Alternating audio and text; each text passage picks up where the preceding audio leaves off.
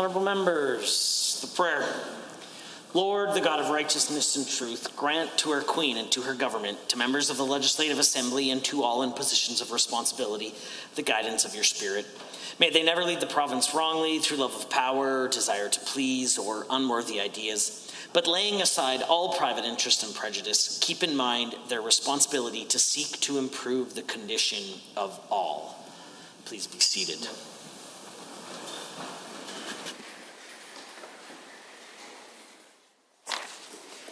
Introduction of visitors.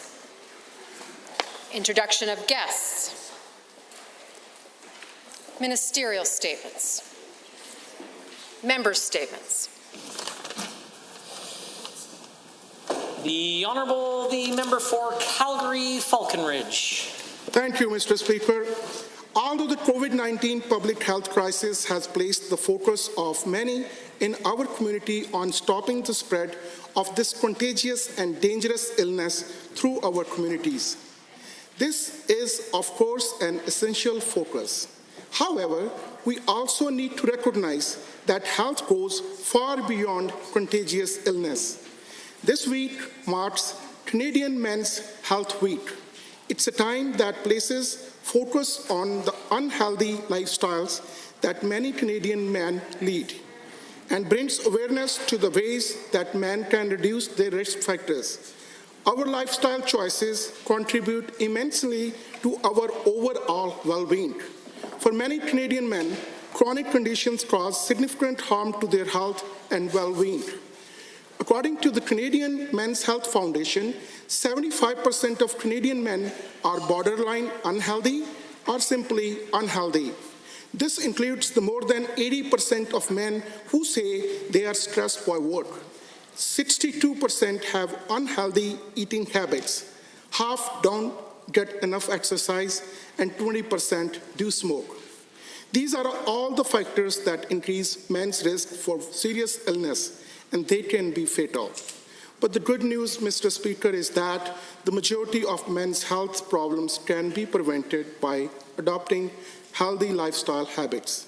Changes like taking time to exercise, getting better sleep, reducing alcohol intake, and quitting smoking can significantly improve our health and well-being. Seemingly small decisions to take charge of our health can make a big difference. Being honest with doctors, getting screened for common illness like colorectal cancer, and adopting healthier daily habits can extend and improve men's health. Thank you, Mr. Speaker. The Honourable Member for Edmonton Highlands Norwood. To the class of 2020, I wanted to write you a note about the world you're facing. I'm not trying to get your vote. I wanted you to know that we're here for you, even though it seems there's not much we can do. We know you've lived through a lot in just a few years, and for all that you've done, you deserve our cheers. You've seen so much. You're the COVID class. If you can conquer that, there's nothing you can't smash. It hasn't been easy being apart for friends for so long, but you've handled it well, and you've been so strong. But know that if you're struggling, those feelings won't last. Remember that one day, high school will be the past. You're kind and you care. You know life's not just about you. You'll remember Black Lives Matter, and you'll act on it too. You don't judge others for who they love or who they are. You know the wounds of hate and anger leave a nasty scar. You're pushing for truth and for reconciliation, and you're fighting for a more just and equitable nation. You know that climate change is real and a crisis, in fact, and it's entirely on us if we fail to act. And as you plot your path forward, it won't all be smooth, but your journey is yours. You've got nothing to prove. The next steps might be daunting as you step into the unknown, but I promise you that you're never truly alone. Look, I know I should talk to you about hopes and dreams, but the reality is life's not always what it seems. You see, the dreams are stories within you yet to be told. They're the passions that nudge you and urge you to be bold. And when the world seems big and the problems immense, know that with community, nothing's too intense. I know you're discouraged in so many ways, but we'll be right here beside you as you fight for better days. Hey. The Honourable Member for Calgary Southeast. Thank you, Mr. Speaker. Small businesses across Alberta have been greatly affected by COVID-19. From very early on, small business owners in my constituency requested commercial rent and liquidity supports. Our government partnered with the federal government to create the Canada Emergency Commercial Rent Assistance Program as a way to help eligible commercial property owners reduce or forgive rent for small business tenants impacted by COVID-19. The application process for the CECRA opened on May 25th and was designed to reduce rent for small business tenants by 75% for April, May, June. Unfortunately, many of the small business owners in my constituency reported difficulty accessing this program. That is why I was pleased to see the Minister of Economic Development, Trade and Tourism respond to the needs of small business owners by announcing relaunch funding of up to $5,000 and by introducing Bill 23, the Commercial Tenancies Protection Act. This act would cover the period from March 17th to August 31st and would protect eligible commercial tenants from having their leases terminated due to non-payment of rent as a result of the pandemic. This act would also prevent landlords from raising rent and charging late fees and penalties on missed rent. Commercial tenants with tenancy agreements that would be eligible for the CECRA program, but whose landlords have chosen not to participate, would be protected by this act. Commercial lease agreements where tenants have had to close their business due to public health orders or have had their business revenues decline by 25% or more as a result of the pandemic would also be protected. While Bill 23 will not undo any evictions or lease terminations that happened before the legislation was tabled, any late fees, penalties, or rent increases imposed between March 17th and August 31st of 2020 would need to be reimbursed. I would like to thank the Minister on behalf of the business owners in Calgary Southeast for listening and for quickly responding to their needs. The honourable member for Edmonton McClung has a statement. Merci, Monsieur le Président. Depuis plus de 100 ans, le campus Saint-Jean occupe une place incontournable dans la francophonie albertaine. Seul établissement postsecondaire francophone en Alberta, il forme les enseignants, juristes, chercheurs, infirmiers, organisateurs communautaires et fonctionnaires qui répondent aux besoins des francophones en Alberta et à travers le pays. Or, ce milieu de ce vie essentiel au rayonnement du français est menacé car les compressions répétées du gouvernement fragilisent l'ensemble du secteur public et des universités, mais ont une incidence particulière sur l'avenir du campus Saint-Jean. Depuis l'arrêt mai de 1990, les écoles francophones se sont multipliées sur le territoire. Depuis 2014, le campus a donc vu sa population étudiante croître de 40% pour atteindre aujourd'hui près de 1 000 personnes. Les premiers touchés par les compressions sont des étudiants qui verront l'offre de cours réduite et des programmes disparaître. Le recul menace aussi une population internationale et immigrante francophone venue notamment de l'Afrique, qui enrichit et dynamise la francophonie albertaine. Appuyer la francophonie est un objectif avoué de la politique en matière de francophonie du gouvernement de l'Alberta implique la reconnaissance de dépenses supplémentaires inhérentes à l'existence même d'un écosystème francophone comme le campus Saint-Jean. Le gouvernement de l'Alberta doit prendre en considération la réalité particulière du campus en le finançant adéquatement. La survie de la seule institution postsecondaire francophone en Alberta en dépend.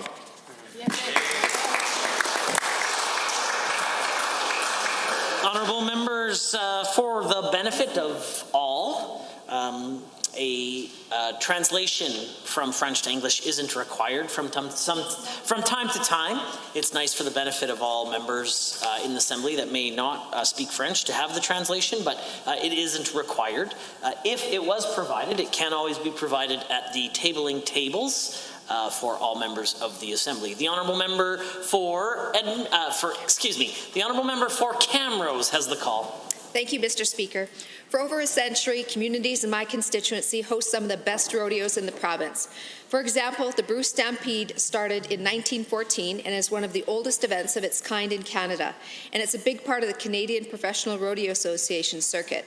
It has brought joy and entertainment in the community of Bruce and others in my constituency, but it also draws in fans and competitors from as far away as Texas and Nova Scotia.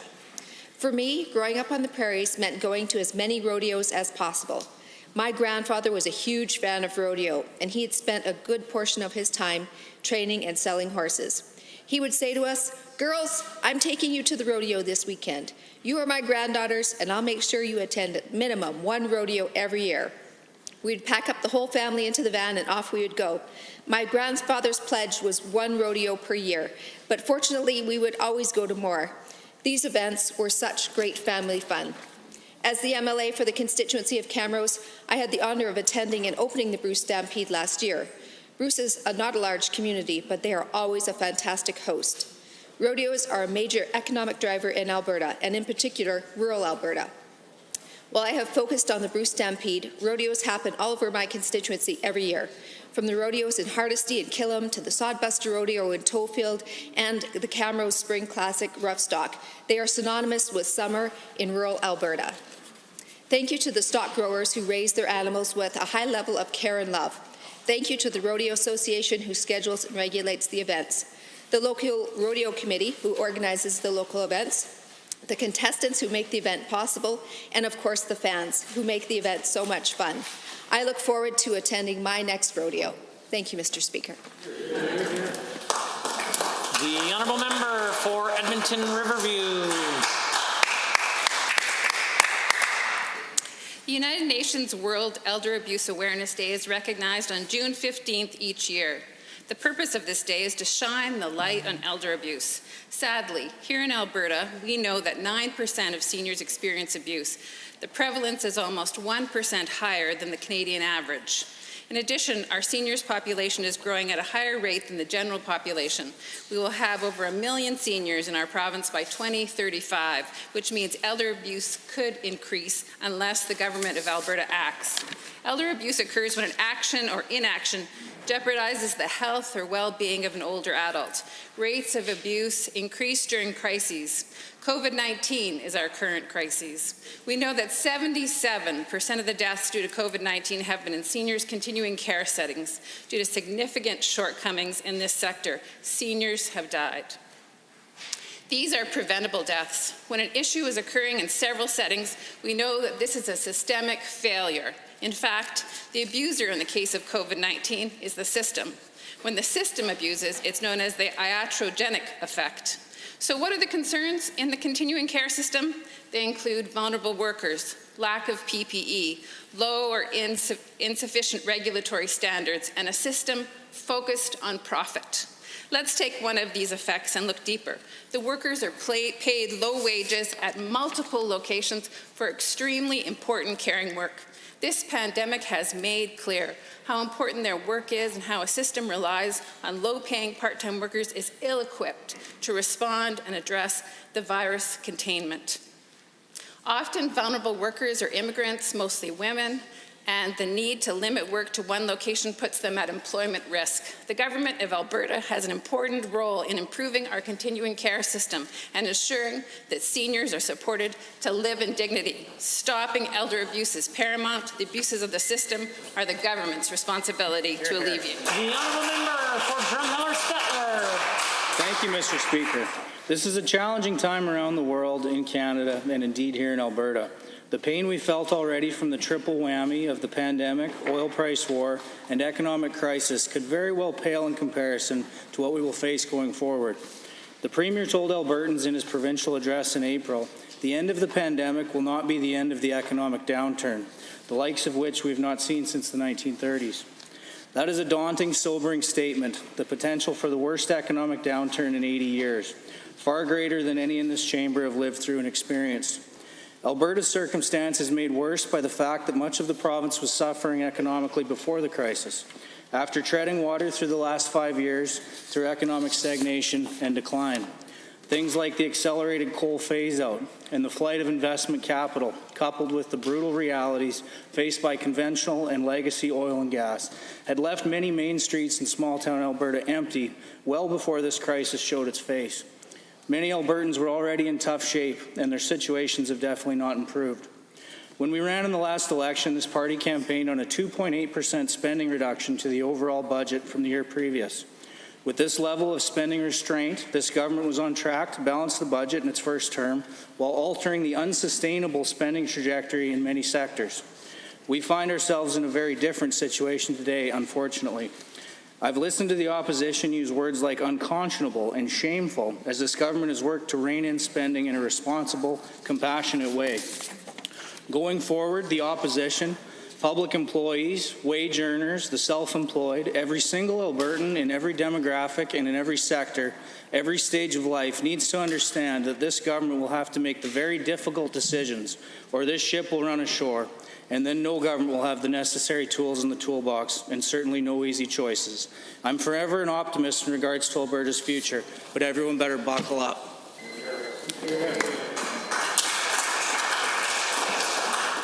The honourable member for Edmonton Glenora. I know Albertans are excited to feel a sense of normalcy as their favourite businesses, cultural centres and outdoor spaces reopen. And while I'm proud of the efforts that the public health officials and all Albertans have taken to reduce the spread of COVID-19, it's important to remember that the virus is still a threat. Globally, there have been more than 8 million cases and nearly 500,000 deaths.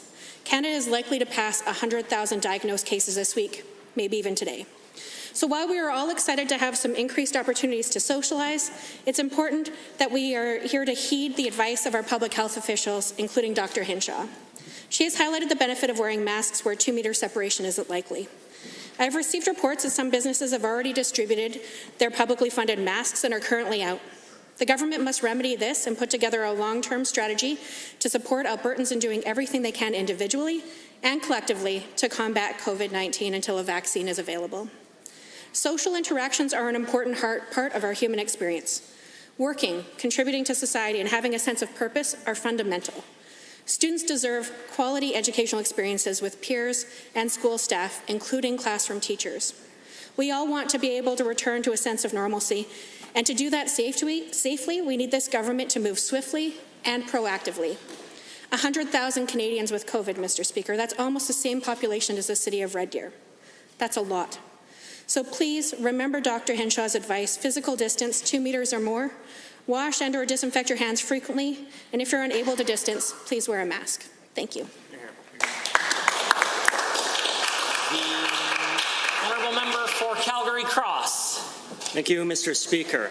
I want to take this moment on behalf of all of my government colleagues to acknowledge the incredible work of our medical professionals at combating the spread of COVID-19 and the overwhelming majority of Albertans who have followed the guidelines by our Chief Medical Officer.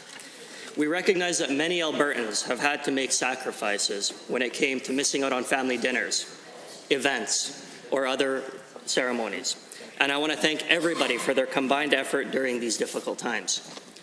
Because of these efforts, we were able to enter the second stage of our relaunch plan a week sooner than planned. With public health measures and physical distancing in place, there will be no cap on the number of people who can attend religious gatherings. We've heard from Albertans of all faiths who, after months of social isolation, are eager to once again attend their houses of worship that contribute immensely to the fabric of our communities. Hear, hear. Freedom of religion is at the very core of this province's values, and it is why followers from all faiths continue to call Alberta home. Allowing churches, mosques, temples, synagogues, and all houses of worship to once again flourish is among the most important steps that we can take as a government towards a full relaunch. For many, Mr. Speaker, religion provides a sense of belonging, of safety, and of security. It pains me to know that some of the members of the opposition have not yet condemned the anti-religious rhetoric and those who continue to bash and insult the choices of religious Albertans. Our government will not stand for this, as most members of our community are some of the most generous, kind-hearted, and altruistic people in our province. Hear, hear. Whether you believe in the Islamic, Christian, Jewish, or any other faith, our government respects you and cherishes your contributions and beliefs. Thank you. Hear, hear. Hear, hear. Presenting reports by standing and special committees. Presenting petitions. Notices of motions. The Honourable Government House Leader. Well, thank you, Mr. Speaker. I rise to give oral notice of Government Motion 25 to be put on the order paper in my name. As follows: be it resolved that 1, a select special Democratic Accountability Committee of the Legislative Assembly be appointed to review A, the questions posed by the Minister of Justice and Solicitor General in the document entitled Proposed Questions for Review by Standing or Special Committee, Sessional Paper 192/2020, and B, the Election Act, and C, the Election Finance and Contribution Disclosure Act. 2, the committee consists of the following members: MLA Scow as chair, MLA Horner as deputy chair, MLA Allard, MLA Cece, MLA Dang, MLA Goodridge, MLA Nixon, the one from Calgary Klein, MLA Panchello, MLA Rutherford, MLA Segerson from Highwood, MLA Smith, and MLA Sweet. 3, the committee may limit its review of the Election Act and the Election Finance and Contributions Disclosure Act to sections of those acts that the committee selects for consideration. 4, the committee continues despite a prorogation of a session and may, without leave of the Assembly, meet during a period when the Assembly is adjourned or prorogued. 5, reasonable disbursements by the committee for advertisement, staff assistance, equipment and supplies, rent, travel, and other expenditures necessary for the effective conduct of its responsibilities shall be paid subject to the approval of the chair. 6, in carrying out its responsibilities, the committee may utilize the services of employees of the Legislative Assembly office, or with the concurrence of the head of a department or an officer of the legislature, utilize the services of employees of the public service employed in the department or office. 7, the committee must submit a report to the Assembly, first, on the questions posed by the Minister of Justice and Solicitor General within 4 months after commencing its review of the matters referred in accordance with this motion, and second, on its review of the Elections Act and the Elections Finance and Contributions Disclosure Act, including any amendments to the Act recommended by the committee within 6 months after commencing its review of the matters referred in accordance with this motion. And 8, if the Assembly is not sitting at the time a report of the committee is completed, the chair of the committee may release its report by depositing a copy with the clerk in accordance with Standing Order 38.1 and forwarding a copy to each member of the Legislative Assembly. Mr. Speaker, I would also like to provide oral notice of Bill 24, the COVID-19 Pandemic Response Statutes Amendment Act 2020, sponsored by my colleague, the Minister of Health, and lastly, oral notice of Bill 25, the Protecting Alberta Industry from Theft Act 2020, sponsored by my colleague, the Minister of Justice and Solicitor General. Members, we are at oral question period, and the Leader of Her Majesty's Official Opposition has the call. Thank you, Mr. Speaker. The Premier's Fair Deal panel report delivered exactly what we expected. The recommendations that are obvious have been underway for years, and the recommendations that improve Alberta's standing in Confederation are the things over which we have no authority. Then there are the things no one recommended ever. Things that are expensive and do nothing to make Albertans' lives better. To the Premier, the things Albertans need are security in their finances, in their job opportunities, in their health care, in their education. When will Albertans see actions on those recommendations? The Honourable the Premier.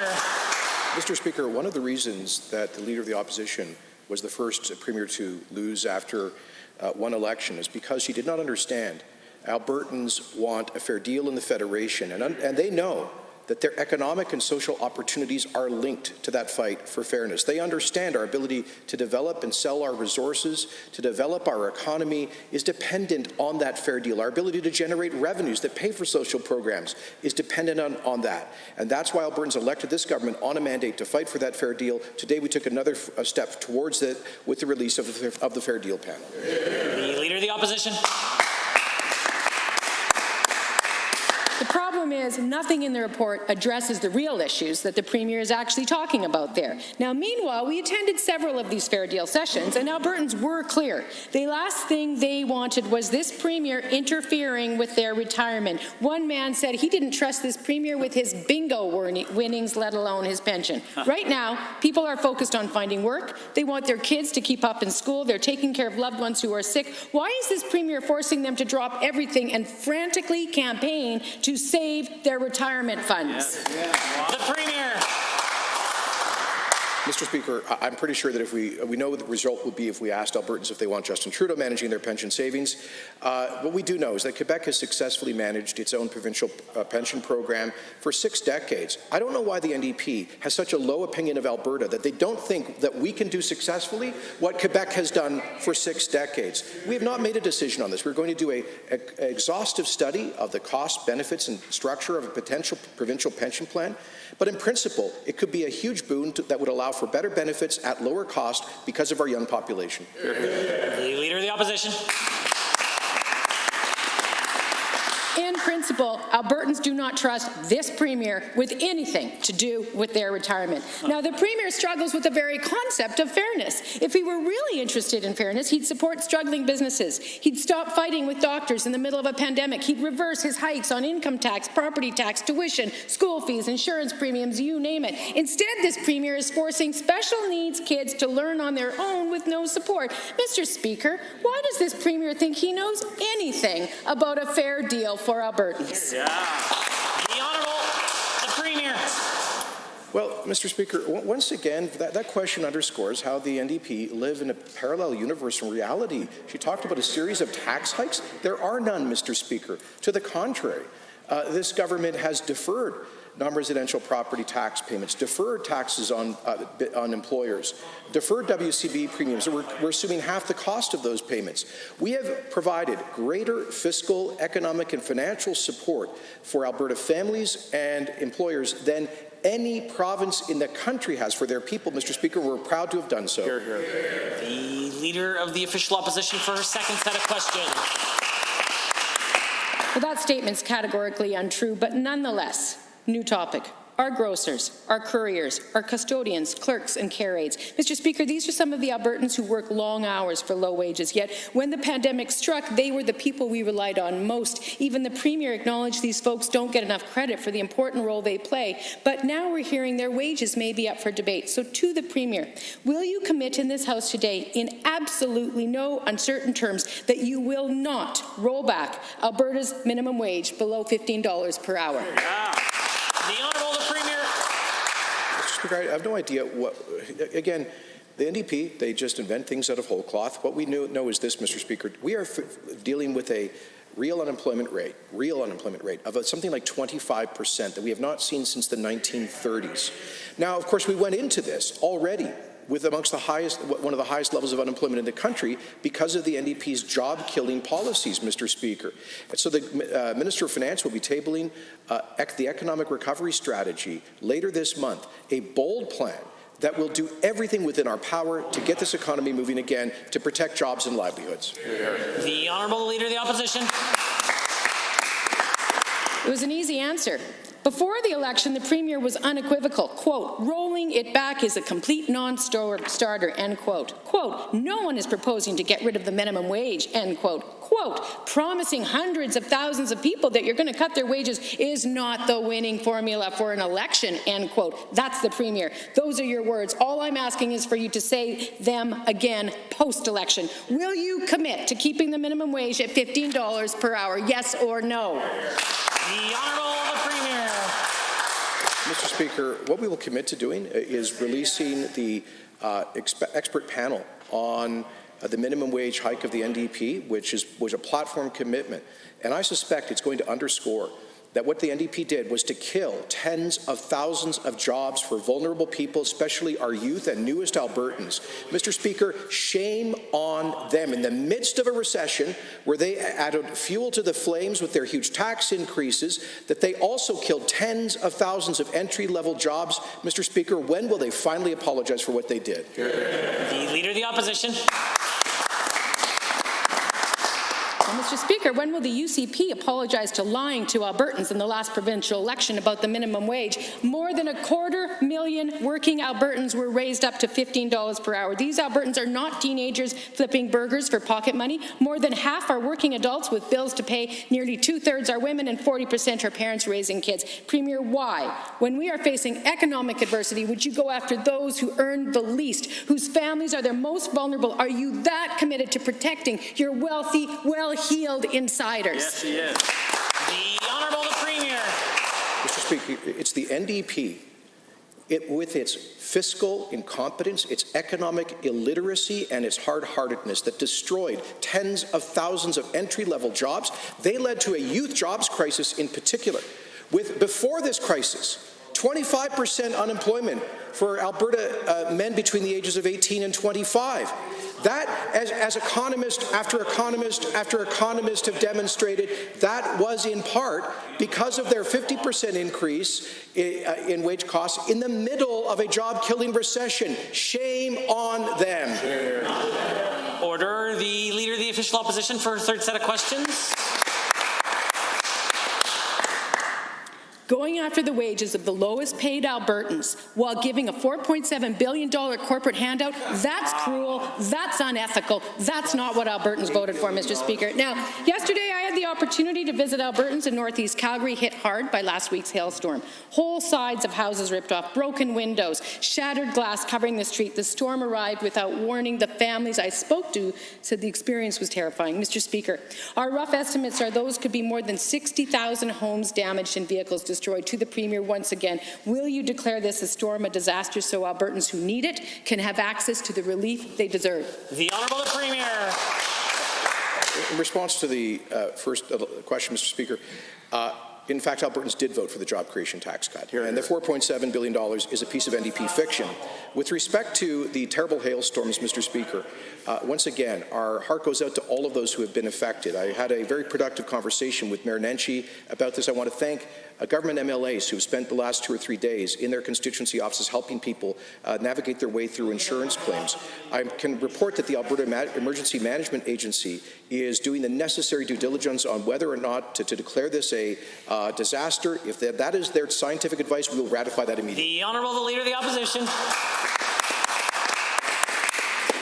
Well, here's what I heard when I was speaking to people yesterday. Many can't afford hail insurance, and some who have it are looking at huge deductibles. Many had just de-insured their cards because of COVID, and now they're totaled. They can't keep their houses dry right now without siding, but they can't get through to their insurance company because demand is overwhelming, almost 60,000 houses impacted. The longer they wait, the more water damage is caused. These are real problems. When will this Premier step up with the help that tens of thousands of Calgarians desperately need now?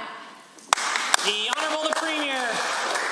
Mr. Speaker, you know, the Leader of the Opposition never fails to disappoint. When there is a tragedy, a crisis, or terrible losses, who's the first in line to try to generate fake headlines and to politicize it? Who's the first to try to exploit people's suffering for political purposes? The Leader of the NDP. There were 15 major hailstorms in Alberta during her tenure as Premier with massive property damage, and the NDP failed to declare a single one of them a disaster and provided no assistance, Mr. Speaker. We're following the long-standing policy of Alberta in terms of disaster response. The Leader of the Opposition. Thank you, Mr. Speaker. You know, it's not politicization, it's political representation. That's my job, and newsflash, it's also the Premier's. Now, his new excuse is to say, oh, we've had other hailstorms. Here's the thing. There's a big difference between hail the size of grapes and hail the size of grapefruit. IBC pegged insurable damages in 2016 at $50 million. Rough estimates for this one are 20 times that. Mr. Speaker, beyond insurance, these Calgarians are going to need an extraordinary amount of help. Why is the Premier missing in action? The Honourable Premier. So what the NDP wants us to do is to break the law, which requires a scientific determination of a disaster. She wants us to ignore the advice of scientists in order to politicize the matter, which she never politicized when she was Premier, namely hail response. And in the process, she apparently, Mr. Speaker, wants us to take billions of tax dollars to bail out big insurance companies in Toronto. No, we're not going to do that, Mr. Speaker. They should pay up. They should insure the people who have been affected by this hailstorm. The Honourable Member for Calgary-Buffalo is rising with a question. Yesterday, the UCP finally announced a commercial eviction ban. This should have been done weeks ago. The new UCP plan was also supposed to fix a failed rent relief program that this government engineered with Ottawa, but all it does is provide temporary deferred rent, forcing tenants who are struggling to make ends meet pay a massive bill in September. This isn't real relief. It's just delaying execution for so many entrepreneurs. To the Premier, when are you going to listen to businesses and provide actual rent relief, cash in hand, that will help ensure the survival of entrepreneurs? The Honourable Minister of Economic Development, Trade and Tourism. Thank you, Mr. Speaker. So our province, along with all provinces, participates in the Canada Emergency Commercial Rent Assistance Program. Our contribution to this is an estimated $67 million. The program had some gaps. We heard businesses sharing that with us. So the other day we introduced the Commercial Tenancies Protection Act, which we're proud to introduce. It protects tenants from evictions, late fees, penalties, rent increases, and it also protects tenants and landlords by requiring that they enter into a payment plan that works for both parties and helps them be successful. The Honourable Member for Calgary Calgary Buffalo. Have you spent $67 million? I don't think so. Yesterday at the minister's press conference, her answer to every problem, every scenario was that landlords and tenants should play nice and develop a plan together. She just said that. Premier, businesses are struggling because of the actions of this government, the program you developed with Ottawa. Many new businesses don't qualify for any subsidy, and some landlords are choosing not to apply. Why are so many commercial tenants not getting financial support? How is this an effective strategy to prevent bankruptcy in the long run? The Honourable Minister of Economic Development, Trade and Tourism. Thank you, Mr. Speaker. Unlike the members opposite, the members on this side have faith and trust in our tenants and landlords and our businesses and job creators to work together. We know they know what's best to help them be successful. The member opposite also talks about a lack of supports. Well, I'm not sure what he calls the billions of dollars in supports and deferrals that we announced early on, from small commercial utility deferrals, paying 50% of WCB premiums, deferring education property taxes. That, in addition to the small business grant that we announced, gives Alberta amongst the highest supports of all provinces in the country for our job creators. The honourable member. Count the pipeline. Well, this UCP government spent the last month contemplating whether or not to put in an eviction ban. We were out talking to businesses. They told us they needed real relief, not just deferrals that will delay their inevitable bankruptcy without action by this government. We called for business grants, rent relief on utilities, the reductions to insurance, and for this government to clue in and re-engineer their failed rent deferral program developed with Trudeau. To the Premier, if you can't fix your joint program with your best friend and biggest donor, Prime Minister Trudeau, will you step up and provide real financial relief to commercial tenants so they don't go bust in September? The Honourable the Minister of Economic Development, Trade and Tourism. Thank you, Mr. Speaker. As we've said before, and we'll say again, the best thing that we can do to help businesses is to help them open safely under the advice of the Chief Medical Officer of Health and providing them the supports that they need. Through Albertans' hard work, we were able to move up stage 2 a week early. We have so many good news stories, from the BMO Centre in Calgary's expansion, the recent announcement of a $1.2 million square foot distribution centre from Lowe's, which is going to create jobs across a variety of industries. Once again, we take no lessons from the members opposite on how to support our job creators. This side has supported them from day one. The member for Airdrie Cochrane. Mr. Speaker, Albertans are frustrated. My constituents are frustrated. And frankly, their frustrations are justified. Alberta does not get a fair deal in Confederation. For all our province has done to build up Canada, from our outsized economic contributions to the sons and daughters of Albertans who have served in the Canadian Forces and put their lives on the line to defend our country, we deserve a fair deal. To the Premier, now that you have the Fair Deal Panel report, can you tell us the strategy our government will pursue to get the fair deal Albertans are owed? The Honourable the Premier. Thank you, member, for his important question and for constantly raising the issue of Alberta's lack of fairness in the Federation, this report. And I want to thank the members from Banff, Kananaskis, Medicine Hat, as well as Fort McMurray, for, I may have got those constituencies incorrect, for their tremendous work together with the other panelists. This is a great roadmap, Mr. Speaker, to move forward in asserting Alberta's role in the Federation, beginning with fairness on fiscal transfers like equalization. And this reinforces the call of every premier in the country to lift the cap on the fiscal stabilization program immediately. The Honourable Member for Airdrie Cochrane. Thank you, Mr. Speaker, and thank you, Premier. Given that one of the primary grievances Albertans have is the unfair nature of Canada's equalization program, and given that the Fair Deal Panel has recommended to hold a referendum on the removal of Section 36, equalization, from the Canadian Constitution, to the Premier, can you tell Albertans what the government is going to do to reform equalization and comment on the prospective referendum on the elimination of the unfair equalization program? The Honourable the Premier. Mr. Speaker, we have accepted that recommendation of the Fair Deal Panel for a referendum on the principle of equalization. and I anticipate that vote will be held next year per our platform commitment. We told the federal government that this would happen if they did not listen to Albertans by repealing their attack on our energy industry, the No More Pipelines Law, Bill C-69, if they did not show fairness in terms of the equalization formula, if they did not, for example, fix the broken fiscal stabilization program, which is withholding billions of dollars that belong to the people of Alberta. They have failed to act, and so we must take a lesson from Quebec in elevating our fight for fairness through a referendum, which we intend to do next year. The honourable member. Thank you, Mr. Speaker, and great answer, Premier.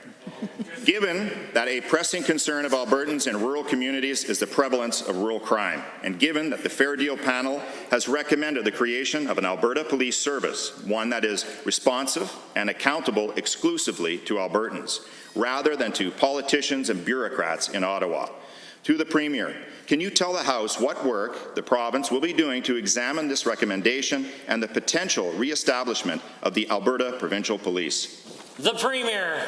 Mr. Speaker, Alberta had a provincial police force in its first 25 years, as Quebec and Ontario have had for decades. There is a very real potential gains for Albertans to have a police service that reflects the people and value of this province, that is run in this province, that addresses our local and regional issues, particularly in rural Alberta and smaller communities where the National Police Service is their local police service. And so that is why I have asked the Minister of Justice and Solicitor General to lead a detailed analysis of the cost, benefits, and structure of a potential Alberta police force with a report due early next year. The honourable member for Edmonton West Henday. Mr. Speaker, on Monday, the Minister of Health proudly proclaimed that the state of emergency in Alberta is lifted. Unfortunately, the economic state of emergency for many Albertans is not over. When this government lifted the state of emergency, the rent freeze was lifted as well, to the detriment of tenants across Alberta.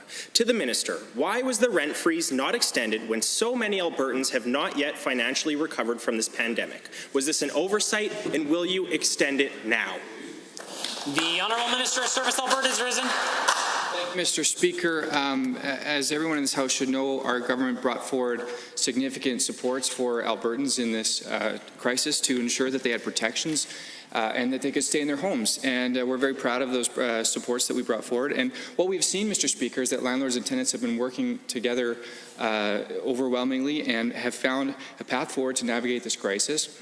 I'm pleased to update this House that the protections from eviction related to payment plans will persist until August 14th. This gives Albertans time to get back on their feet, Mr. Speaker. This is the right thing to do. The honourable member for Edmonton West Henday. Given that many Albertans rely on CERB as their only source of income to support themselves and their family and cannot afford moving expenses, and given if they are evicted, they don't have savings for security deposit at a new rental property, and given the UCP needs to rely on a massive handout from taxpayers to keep their own party offices open, to the Minister, why do you think Albertans will be able to afford to pay increased rent or the cost of moving while the UCP needs a subsidy to keep their own office open? The Honourable Minister of Service Alberta. Well, Mr. Speaker, as has been highlighted in this House earlier today by my colleague, the Minister of Economic Development and Trade and Tourism, our government has led the country in an overwhelming response to support Albertans and Alberta businesses in this time of crisis. We're proud of the actions we've taken, Mr. Speaker, and I'm proud of the actions we've taken to protect Alberta, to support Alberta renters and to support Alberta landlords to ensure they have the tools they need to find a path forward in this challenging time. And we know that the protections we have for protecting against evictions for non-payment of rent will persist as long as a payment plan is entered into and adhered to until August 14th. The honourable member. Well, given that this government dragged their feet on eviction bans in the first place, and given that the majority of Alberta landlords are empathetic, but the Premier's hands-off approach of relying on landlords to do the right thing caused families and businesses to be evicted, and given that members of his own caucus have tried to evict their tenants during the COVID-19 pandemic, to the Minister, will you reinstate the rent freeze and the eviction ban, or will you admit you do not support economically vulnerable Albertans during this pandemic? The Honourable Minister of Service Alberta. Well, Mr. Speaker, I'd like to correct the record. The eviction protections do continue until August 14th. As I've said already in this House, I'd encourage the member opposite to listen to the answers, not just ask the questions. But what I will say, Mr. Speaker, is that we are focused on ensuring that Albertans have the tools they need to navigate this crisis. Our government's response has led the country, both in terms of the medical protections but also in terms of the economic response. We are putting Alberta in the best position possible to recover and to get back to normal. Mr. Speaker, we're proud of the actions taken to date. We're listening to Albertans, and we are there to support them and protect them. We're doing our job, Mr. Speaker, and we're proud of it. Edmonton Goldbar has a question. Mr. Speaker, the government is inviting folks who've had their driver's test cancelled due to the pandemic to be able to rebook their tests, which means that two strangers can sit in a vehicle to conduct a driver's test, but it's still allegedly unsafe for biologists to go out and monitor our air, water, and land. When will the minister tell us why he really cancelled environmental monitoring requirements in the oil and gas industry? The Honourable Minister of Environment and Parks. Well, Mr. Speaker, Alberta Environment did not cancel any monitoring, but the AER did cancel some as they worked with companies to be able to put in safety protocols, PPE, and different opportunities or different things to be able to make sure people are safe, just like any other employer across the province, Mr. Speaker.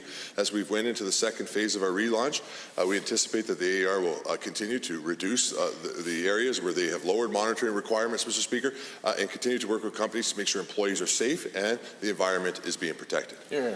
The Honourable Member for Edmonton Goldbar. Mr. Speaker, yesterday, a head of an environmental monitoring company said that he could have done this work safely during the pandemic. And given that this suspension is also impacting the business of many private sector biologists and other related professionals, can the minister explain how he plans on saving those businesses from running into the ground due to these monitoring requirement suspensions? Or is this just another casualty of the pandemic? The Honourable Minister. Mr. Speaker, it's getting really quite embarrassing that the environment critic for the NDP does not know the difference between the government and the Alberta Energy Regulator, Mr. Speaker. But here is the reality. The AER is working with companies to put in safety protocols. Over the coming weeks, Mr. Speaker, we anticipate that we will be back up to full monitoring all across the province, Mr. Speaker. It was only reduced by the AER by about 2%. All monitoring that was considered non-essential for the moment, Mr. Speaker, and had no major impact on important things like drinking water. But, Mr. Speaker, what's important is this. Alberta's environment is still being protected, and Albertans are still being protected, Mr. Speaker, and we know companies can work to keep their employees safe while monitoring the environment. Here, here. The Honourable Member for Goldbar. Mr. Speaker, given that Albertans rely on both public and private sector biologists and other related professionals to make sure that industry lives up to its environmental obligations, and given that the suspension of environmental monitoring is exacerbating a brain drain that was already underway when this government was elected, can the minister tell this House how many biologists have to flee the province before he'll order the AER to resume environmental monitoring requirements? The Honourable Government House Leader. Mr. Speaker, it's just completely ridiculous as that member sits inside the Legislative Assembly of Alberta with social distancing in place to help keep him safe, Mr. Speaker, that he would then not expect the same of our large oil companies inside the province, Mr. Speaker, who have an obligation to work with their employees to keep them safe. Now, we've been able to do that while protecting the environment, Mr. Speaker, and continuing the scientific work that we do across the province. We will continue to do that hard work, Mr. Speaker, and we know that our industry cares about their employees. I trust that they'll be able to put in the requirements that they need to protect employees, Mr. Speaker, while protecting the environment. The Honourable Member for Peace River. Thank you, Mr. Speaker. Alberta's response to COVID-19 has been exemplary. The foresight of our health professionals has prepared Alberta for the worst, but now, with cautious evidence-based optimism, we're on track to return to life as normal. Despite Alberta's frustrations and not acquiring a fair deal in Federation as of yet, Canadians know it's our ethical responsibility to help our neighbours in need. Mr. Speaker, it is now clear that the government's decision to help Quebec and other provinces was the right call. Can the government please update the House on the distribution of PPE and ventilators to Quebec and how it has helped their efforts in combating COVID-19? The Honourable the Premier. Well, I thank the member for his question. I think Albertans were proud that our public service was so well prepared for this pandemic. We had stockpiles, surplus stockpiles of personal protective equipment, ventilators, and which we surged in part because of the excellent procurement relationships with major suppliers around the world. That's why we were able, with confidence, to share some of our surplus with our fellow Canadians in Quebec, Ontario, British Columbia, according to their needs and our capacity, including 25 ventilators to Quebec, tens of thousands of masks, millions of masks, hundreds of thousands of gloves and so forth. And I know that the people of Quebec appreciate that expression of solidarity. The Honourable Member for Peace River. Thank you to Mr. Speaker and to the Premier for his response. Given that COVID-19 hit Quebec particularly hard, much harder than Alberta, with over 50,000 deaths and 50,000 confirmed cases and 5,000 deaths, and in comparison to Alberta's only 7,000 cases with a higher rate of testing and 150 deaths, meaning Quebec had over 30 times more deaths than we did in Alberta. Again to the Premier, what further action can Alberta undertake to help our Quebec Confederates and other provinces throughout the nation in their response to COVID-19? The Honourable Premier. Well, I think the member's question and his regard for our fellow Canadians in Quebec, who really have been one of the most hard-hit jurisdictions in the world from this pandemic, the thousands of deaths that they have incurred are a terrible tragedy. And we express our solidarity with our fellow Canadians there and elsewhere, particularly Ontario, that's also been very hard hit. We're proud to have been able to share personal protective equipment and ventilators, but it's also important to point out that much of their healthcare system is funded thanks to the $13 billion in equalization payments they receive from Ottawa, which are disproportionately provided by Alberta taxpayers. The Honourable Member. Merci, Monsieur le Président, encore une fois, et merci au Premier ministre pour sa réponse. Étant donné qu'il y a des milliers de francophones qui vivent dans ma circonscription et que l'Alberta a une longue histoire de francophones venant de Québec en quête de la prospérité économique, et donné que nos deux provinces ont une longue relation forte entre nos secteurs pétroliers, forestiers, agricoles et le secteur manufacturier, au Premier ministre encore, quel message avez-vous pour les Québécois et les francophones dans ma circonscription au sujet de cette relation spéciale? The Honourable Premier, I also understand translations have been provided. Monsieur le Président, je sais qu'il y a pas mal des comitons de députés dans son comté qui ont les racines au Québec, qui sont les familles originellement du Québec. Et j'imagine qu'ils s'inquiètent de la situation, la crise, de la pandémie de COVID-19 au Québec. C'est une des raisons pour lesquelles on a démontré la solidarité des Albertains envers les Canadiens au Québec avec l'équipement, avec les ventilateurs et évidemment avec les transferts fiscaux importants qui viennent de cette province. The Honourable Member for Calgary Mountain View. Thank you, Mr. Speaker. Yesterday, I proposed that the government set aside spaces on their new parole board for members of the Black and Indigenous community. The member for Brooks Medicine Hat commented that she had heard ideas like this before from, quote, certain groups. And if the members of these certain groups don't find themselves on boards, she argued, it's because they lack merit. This is a textbook justification for systemic racism. Will the Minister of Justice condemn her remarks? Honourable the Minister of Justice, Solicitor General. Mr. Speaker, with respect to appointments to the Alberta Parole Board, if that legislation is passed by this House, Mr. Speaker, it would be an open and transparent process, Mr. Speaker. We're going to be looking for candidates that reflect the community, Mr. Speaker, as well as making sure that we're looking for candidates that can speak, advocate for their community, Mr. Speaker. But, Mr. Speaker, let's take a look at this. This is a member opposite for 4 years. Let's not take lessons from them on appointments, Mr. Speaker. With their Human Rights Tribunal, Mr. Speaker, they had people in there that donated over $10,000 to the NDP, Mr. Speaker. We have this situation where we had people that were donating maximum amounts, and all of a sudden, like that, judicial appointment, Mr. Speaker. The Honourable Member for Calgary Mountain View. Given that the member's arguments suggest that if white men are overrepresented in leadership, it's only because they have more merit. And given that people of color are still massively underrepresented in leadership positions in business, in government, in law, and across our society, does the Minister of Justice agree with the member for Brooks Medicine Hat that the current system where people of color are underrepresented is merit-based? The Honourable Minister of Justice. Mr. Speaker, what I haven't heard from that member or any members opposite is an apology for the smear that they did on an Indigenous appointee right now, Mr. Speaker, that we just made. They smeared an Indigenous lawyer who's a leader in their community, Mr. Speaker, and they refuse to apologize, Mr. Speaker. That is shameful. We're going to continue to work with our communities, Mr. Speaker. We're going to get this right. This government as well, we're conducting a review right now of the Police Act. That member used to be the Justice Minister and failed for 4 years to take action and to improve policing, Mr. Speaker. This government's going to take action. The honourable member.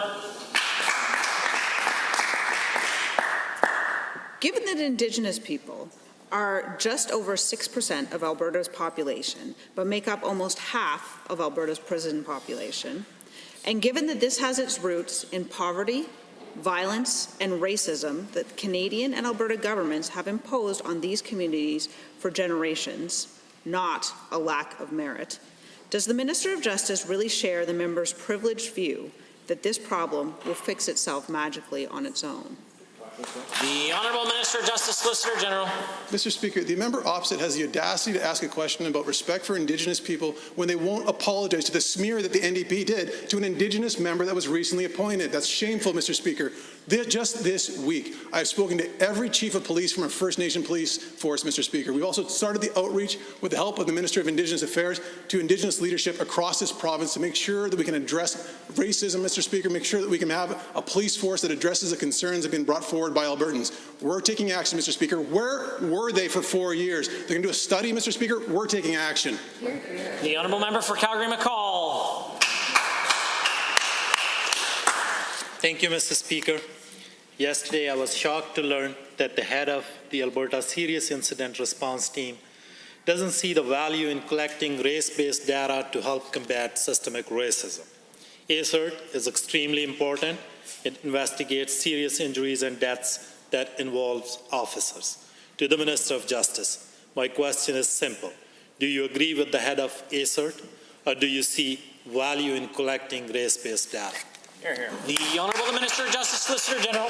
Mr. Speaker, I can inform this House that I've already talked to every chief of police in the province of Alberta. We've also started the process of talking to Indigenous leaders as well as groups across Alberta that have raised concerns regarding supervision of police misconduct, Mr. Speaker. We're going to continue to improve this. This is part of our Police Act review that we're doing right now. We look forward to bringing that forward in the future.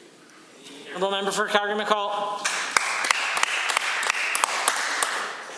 Given the RCMP incident involving Chief Alan Adam is being reviewed by ACERT and ACERT alone, despite calls for a more independent review, and given that Indigenous leaders have said the incident involving Chief Adam is one of the countless altercations between RCMP and members of the community, and given these leaders feel their communities are unfairly targeted by law enforcement, to the Minister of Justice, what specific steps are you taking to address these concerns raised by Indigenous leaders and to improve law enforcement accountability, especially when dealing with marginalized communities? The Honourable Minister of Justice.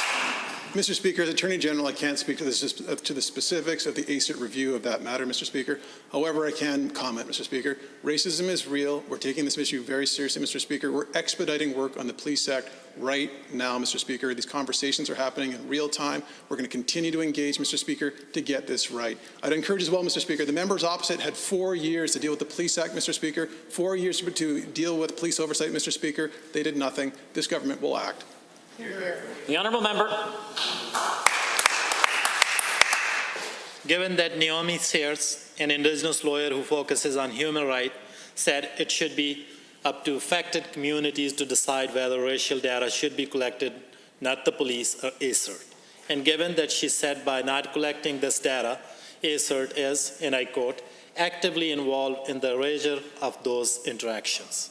To the Minister, will you here and now condemn the position taken by the head of ACERT and work with marginalized communities to identify how best to collect race-based data on police interactions? The Minister. Mr. Speaker, I can inform this House right now, Mr. Speaker, that work is going on right now. We're consulting with communities, Mr. Speaker. We're going to make sure we deal with racism, Mr. Speaker, in our society. This is something we've heard loud and clear from Albertans, that they want us to be thoughtful, they want us to get this right, and they want us to take action, Mr. Speaker. We're expediting our review on the Police Act, Mr. Speaker. We're going to get this done for Albertans. The honourable member for Calgary North has a question. Mr. Speaker, June is National Brain Injury Awareness Month, which recognizes Canadians who are living with brain injuries and also helps to raise awareness. Acquired brain injuries are occurring in staggering numbers. Approximately 452 Canadians suffer a serious brain injury every day. That's almost 165,000 new cases each year, not including concussions, military injuries, or unreported cases. To the Minister of Community and Social Services, how do Alberta's rates of brain injuries compare to the national averages? The Honourable Minister of Community and Social Services. Thank you, Mr. Speaker, and thank you to the member for the question. Brain injury is a leading cause of death and disability in Canadians under the age of 40, with approximately 1.5 million Canadians living with an acquired brain injury. In fact, nationally, there are more new cases of brain injury each year than multiple sclerosis, spinal cord injury, HIV/AIDS, and breast cancer combined. And in Alberta, each year, 5,000 individuals suffer from these injuries. This is a tragedy, as we know that most brain injuries are preventable. The Honourable Member for Calgary North. Thank you, Mr. Speaker. Given that a brain injury is a life-changing, devastating event for both the individual and their family, and further given that our government was elected with a commitment to support all Albertans with disabilities to live full life with dignity and equal opportunities, to the same minister, what supports does the government have in place to assist those whose lives are impacted by brain injuries? The Honourable Minister of Community and Social Services. Thank you for that great question. Albertans with brain injuries can access supports from the Alberta Brain Injury Initiative, which received $5 million in funding from our government this year. The initiative helps survivors and families access support and community resources through a network of agencies across the province. For those who are unable to work or who need additional supports, AISH and other government programs are available. We will continue to work with community partners, advocates, and service providers to help Albertans with brain injuries return to work, learn new skills, and connect to opportunities. The Honourable Member. Thank you, Mr. Speaker. Given that Brain Injury Canada estimates that nearly one person every 3 minutes has a serious brain injury, by these estimates, in just the duration of today's question period, 20 more Canadians will have suffered an acquired brain injury. Prevention is key to ensure that these tragic statistics do not continue. To the Minister of Health, what is your department doing to educate Albertans about the risk of brain injuries and prevention? The Honourable Minister of Health. Well, thank you, Mr. Speaker. And we do need to do more to prevent brain injuries, and it starts, as the member says, with education. The ministry provides funding to the Alberta Injury Prevention Centre to do this work, and it includes a program called Brainwaves, which aims to reduce concussions among kids 9 to 12.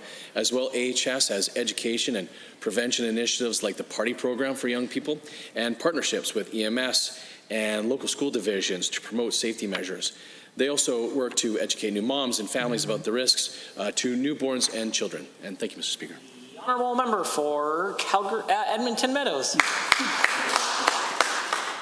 Thank you, Mr. Speaker. Yesterday, our caucus presented a motion to take action on systemic racism. I was the one to introduce this motion and was proud to do so on behalf of hundreds of thousands of Albertans demanding change. Sadly, the UCP did not allow the way to proceed. They proposed their own watered-down motion that condemned racism but does nothing to create real change. To the Premier, will you sit down with me today to go over the motion so that we can insert vital pieces of it into the motion you intend to debate in the House in the coming days? Hear, hear. The Honourable Minister of Culture, Multiculturalism and the Status of Women. Thank you, Mr. Speaker, and thank you for the question. We will actually be bringing forth our motion. It is actually not a watered-down motion. It is a very strong motion that addresses racism. Our Premier has been ahead in the multiculturalism side of things for the entire time that he's been in politics. In fact, has been to every corner of this country, bringing people together, uniting culture, and understanding the extreme difficulties that happen for new Canadians and folks in this country. I'm very looking forward to debating that motion in this chamber. The Honourable Member for Edmonton Meadows. Given that this UCP government's inaction is causing great concern for Albertans, and given that I asked the premiers to establish a task force yesterday that included members of the Anti-Racism Advisory Council, provincial Indigenous leadership, and Black Lives Matter chapters of Alberta. And given the Premier ignored my request, will someone from the government please explain to these important groups now why they don't have standing with this government to address systemic racism? Hear, hear. The Honourable Minister of Municipal Affairs. Thank you, Mr. Speaker.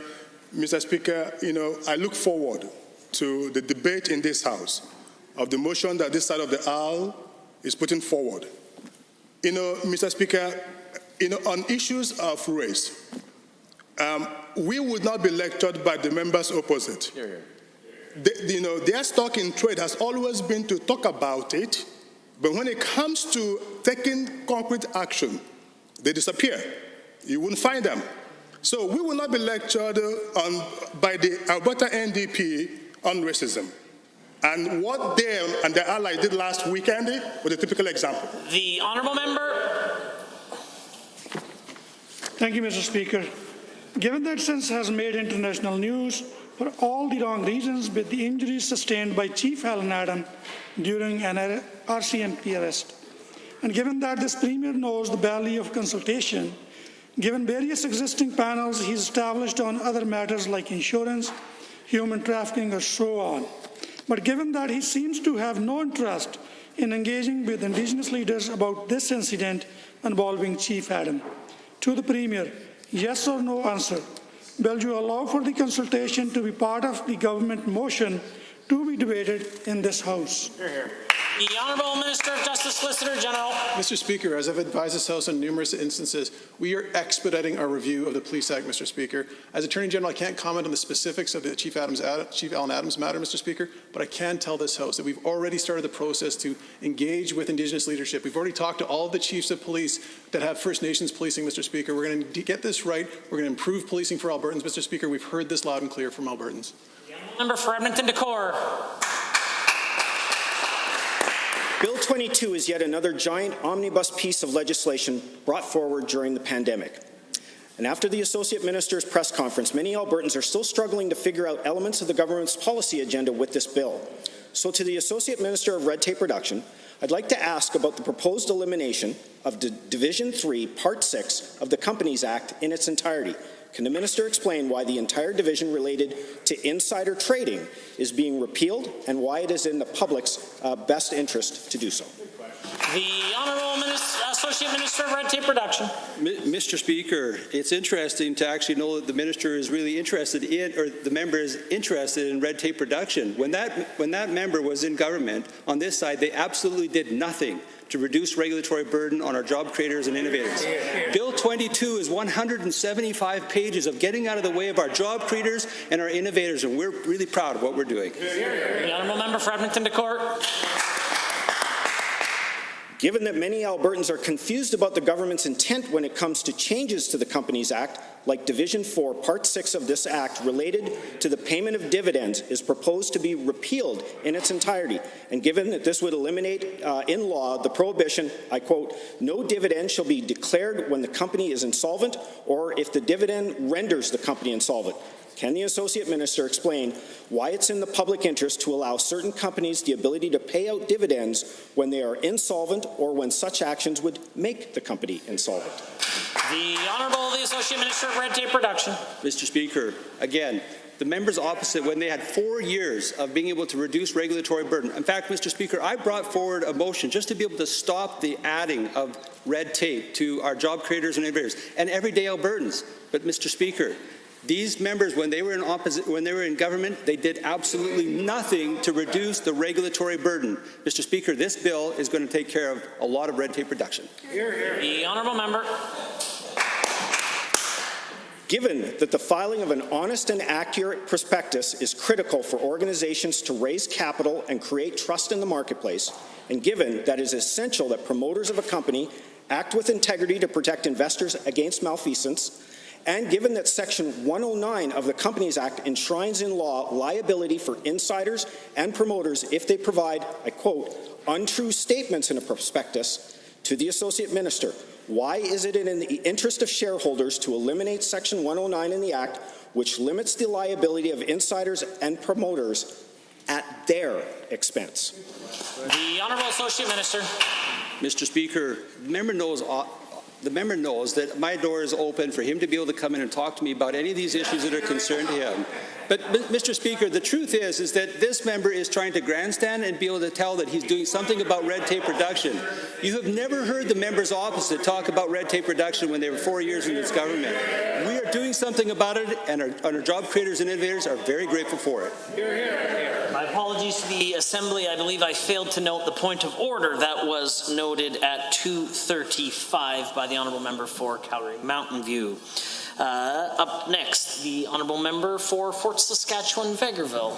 Thank you, Mr. Speaker. Last Friday, the Minister of Advanced Education announced the beginning of a comprehensive review of Alberta's post-secondary education system entitled Alberta 2030 Transforming Post-Secondary Education. To the Minister of Advanced Education, can you please tell the members of this House what the main objectives of this review are and how you will accomplish them? The Honourable Minister of Advanced Education. Well, thank you, Mr. Speaker, and thank you to the member for the important question. The objective of this review is quite simple. At its core, the objective is to ensure that our students have the skills and education that they need to succeed in a modern economy. Mr. Speaker, we'll achieve this through the review by addressing a number of important areas. First and foremost, by strengthening our understanding of the changing nature of work.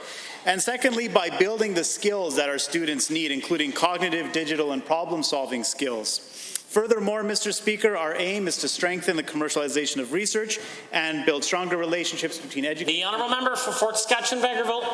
Thank you to the Minister. Given that you are undertaking the first comprehensive review of post-secondary education in over 10 years, that will have four main areas of focus: an assessment of global models and trends in post-secondary education, an assessment of Alberta's existing post-secondary model and governance, an assessment of individual institutions and development of an implementation roadmap by early 2021. Can you please explain to the members of the House what problems you are trying to solve? The Honourable Minister of Advanced Education. Thank you, Mr. Speaker. And again, thank you to the member for the insightful question. One of the main problems that we will address in this review is the lack of strategic vision and the lack of direction for the post-secondary system. Unfortunately, the NDP had no vision for post-secondary education, and there were no clear goals or objectives for the system to strive towards. Alberta 2030 will clearly articulate sector-wide goals that we should all strive to achieve. Mr. Speaker, we owe it to our students to ensure that there is clear vision and that we are all working together to achieve it. The Honourable Member. Thank you to the Minister. Given that this review will undoubtedly involve input from key stakeholders like students, faculty, industry, and post-secondary leadership, and given that this is an important opportunity to build a vibrant and resilient future through collaboration, can you please explain to the members of this House who you're going to consult with and how will they be chosen? The Honourable Minister. Well, thank you again, Mr. Speaker. And the member raises an important point, and it's essential that for this review to succeed and the development of a new vision to succeed, that we do it in collaboration and in consultation with our stakeholders. And that is why this process will indeed include extensive collaboration with all post-secondary stakeholders and furthermore the broader community. So we are building a robust engagement plan that will include a guiding coalition of stakeholders and build this new vision together. Just trying to get you to sit down so we can. Honourable members, in 30 seconds or less, we will proceed to the remainder of the routine.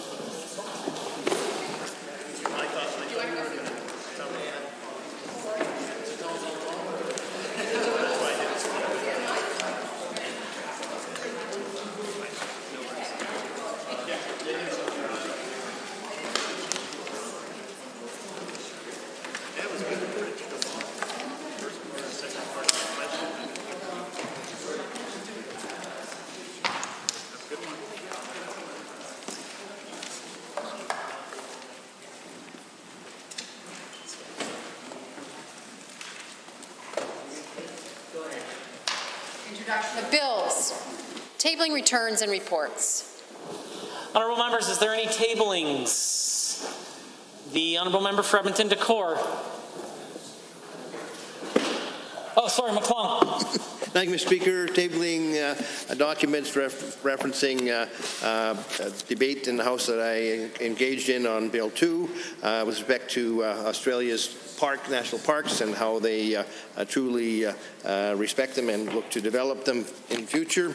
And secondly, with respect to Bill 15, I quoted extensively from a paper that was written by McCune University students, Parliament and Bilik regarding the development of alternative programs with the Edmonton Public School Board and how they led to charter schools. I tabled both documents. I have 5 copies available. Are there other tablings? The Honourable Member for Edmonton Riverview. Well, thank you, Mr. Speaker. I wish to table the requisite number of copies of a letter signed by Dr. Hinshaw arguing that either the federal government or provincial government should put a ban on flavored vaping products and institute a nicotine concentration camp at 20 milligrams per milliliter on all products. I have 3 tablings, actually. That was the first one. The second one is an 18-page policy position paper by Alberta Health Services regarding vaping. And this position paper was developed under this Minister of Health and expressly calls for a ban on flavored vaping products and a limit on nicotine concentration to stop big tobacco from getting people more addicted to their products.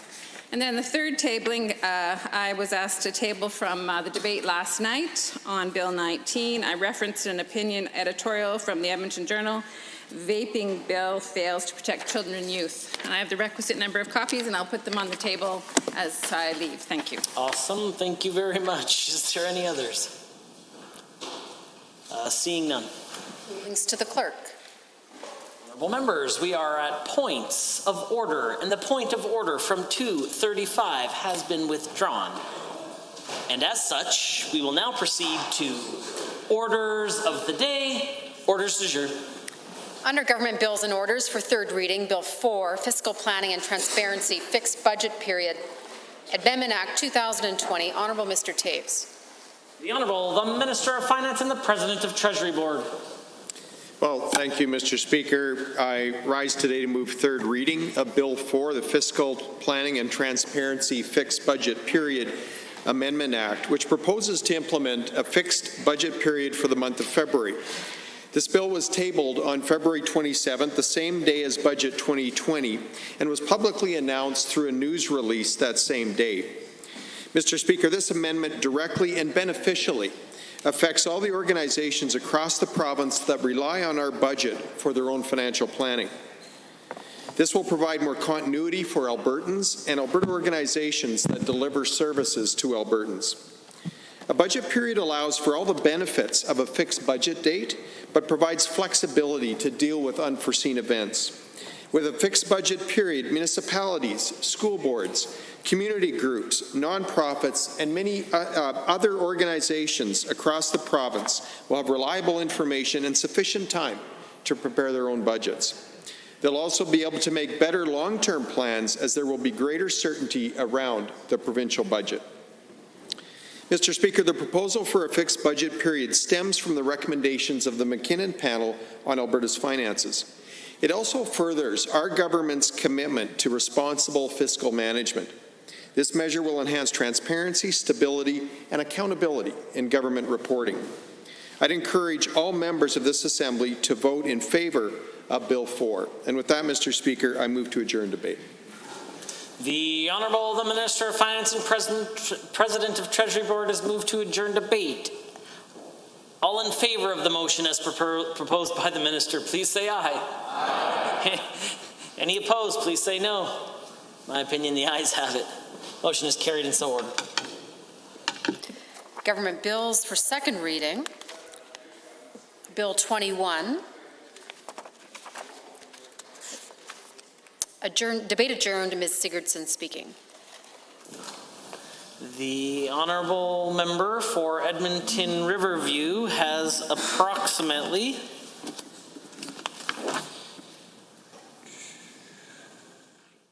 how much time, Michelle? Approximately 4 minutes remaining. 4 minutes. Okay. Thank you, Mr. Speaker. So yes, I did rise earlier to discuss Bill 21, the Provincial Administrative Penalties Act, which looks at addressing impaired driving in a new way. And I just want to reiterate that certainly the caucus of the official opposition very much wants to make sure that our roads are safe in this province. We want to make sure that there aren't drunk drivers on those roads and that Albertans aren't losing their lives from that, from anyone who is drunk driving. So we're certainly, very concerned and want to make sure that that continues. So this bill does change sort of the first offense situation where it is, before it used to be they were charged right away as a criminal offense, and now there is some discretion by the attending officer that they can actually implement different kinds of penalties. And some of the feedback that we've heard, certainly from the police force here in Edmonton, Dale McPhee, the chief of the Edmonton Police Service, talked positively about this change. And I just want to remind the House, too, that this is sort of templated, this change in legislation, on the BC model, which actually was implemented back in 2010. And so they've kind of been leaders in our country on this legislation. And it's been understood that it's a positive move. And certainly the chief of Edmonton Police Service said that all the chiefs in the Alberta Association of Police are in support of this bill, and they see it as a positive step forward, and they think it's going to free up some time because that was one of the judgments of the previous legislation. It would take quite a bit of time of anyone working on that particular case, that file, 5 to 8 hours, and now they're thinking it's just going to be 1 hour. So of course time is always in limited supply, so it's good to be able to focus it and make sure that safety is implemented as quick as possible, so that creates more efficiencies. We've also heard some challenges to the legislation in the media. The the Provincial Criminal Lawyers Association has some concerns about the legislation. They are president of the Criminal Trial Lawyers Association, said he's worried about the police not being held accountable. And following reported issues in British Columbia, which passed similar legislation. So there's kind of two minds on this legislation, and I think it's really important that we make sure that we understand fully the different stakeholders in it, and to make sure that they are that we're understanding their concerns, because of course that's how great legislation is made, is that you have a robust consultation with stakeholders and you make sure that those voices are heard. And so these are key players, of course, the police service and of course the Criminal Trial Lawyers Association. They're very involved in that, and yet they have varying viewpoints. So it's important that the government look at this legislation to understand that it is, there is this kind of dichotomy in views. Honourable members, Standing Order 29-2A is available. If anyone has a brief question or comment for the Honourable Member for Edmonton Riverview. Seeing none, anyone else wishing to join in debate? The Honourable Member for Edmonton Northwest. Or is he standing? They just are being polite to me. Okay.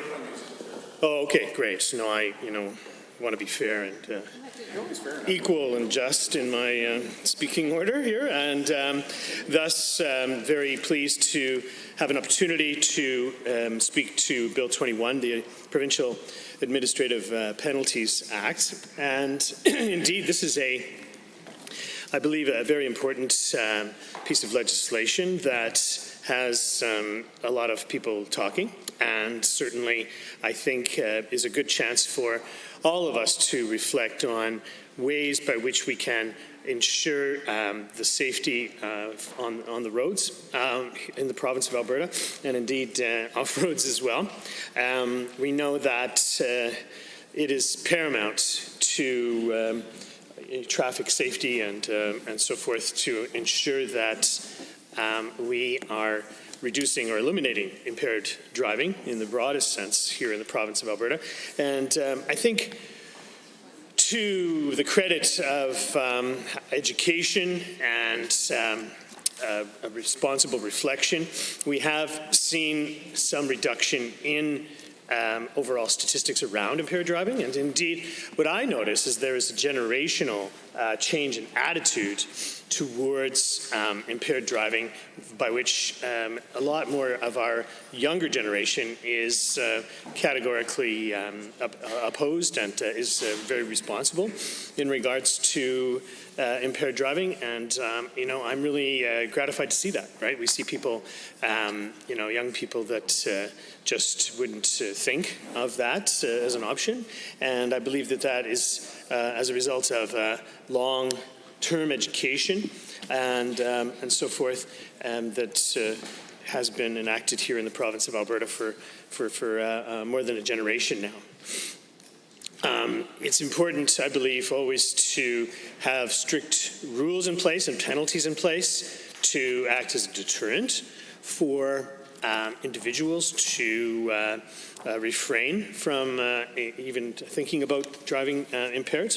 And it's important as well for that notion to live inside people's heads so that, they know that the deterrent is there, but they also know categorically why the deterrent is there and how this is still a serious issue that causes a lot of injury and pain and dysfunction in our society. And so, it's again, very timely to revisit this and just to ensure that we are enforcing the best practices we have around the penalties regarding impaired driving, and then perhaps looking to augment that here moving forward. So I think it's been interesting to talk to different groups, right, when we look at this issue, and certainly look at other jurisdictions as well. We know that there's been cases to challenge impaired driving to do with alcohol, right? And it's important for us to always push back on these things because, of course, we have had the 0.8 blood alcohol level restriction in place for like, as I say, a generation. And we've also had the 24-hour suspension aspect of our provincial law around for many, many, many years. And so, as I say, we have seen some success, which is great. So my read on this bill, and again, during second reading, it's important to try to flesh out exactly where we're at. And if I'm making any error in this, I would be happy to be stand corrected.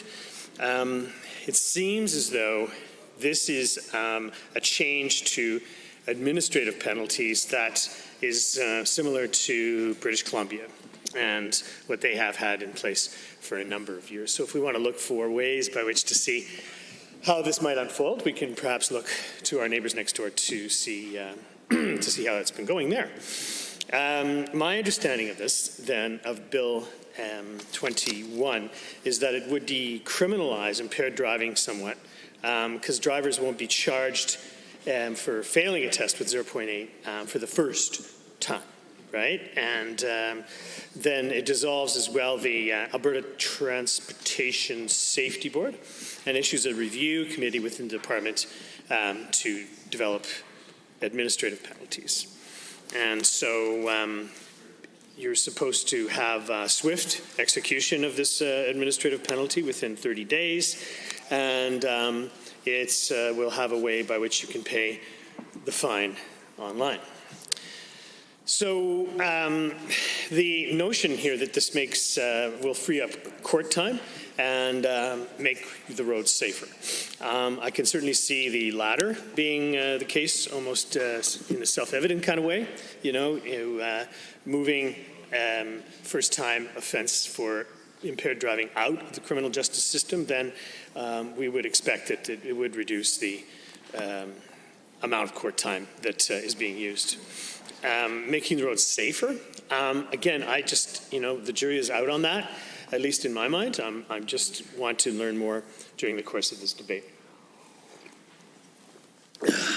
So it looks like, at first glance, that the British Columbia model did see a drop of significant incidents between 2011 and 2018, and a significant drop in fatalities, too, between that same time period, or 2010, 2018. And so, I mean, if that does bear out in closer scrutiny, I mean, that is a remarkable statistic unto itself, right? A 36% drop in convicted incidents in impaired driving, and a 54% reduction in fatalities. So, I mean, that's very significant information. I guess we should compare it against the reductions that we might have seen in our province without the same without the same system to see, because I know that we have seen reductions in ours as well, without making any change. And as I said before, that's as a result of education and responsible behavior. So this bill would have a fine of up to $2,000 for that first infraction, and would involve the seizure of a vehicle for 30 days, for a month.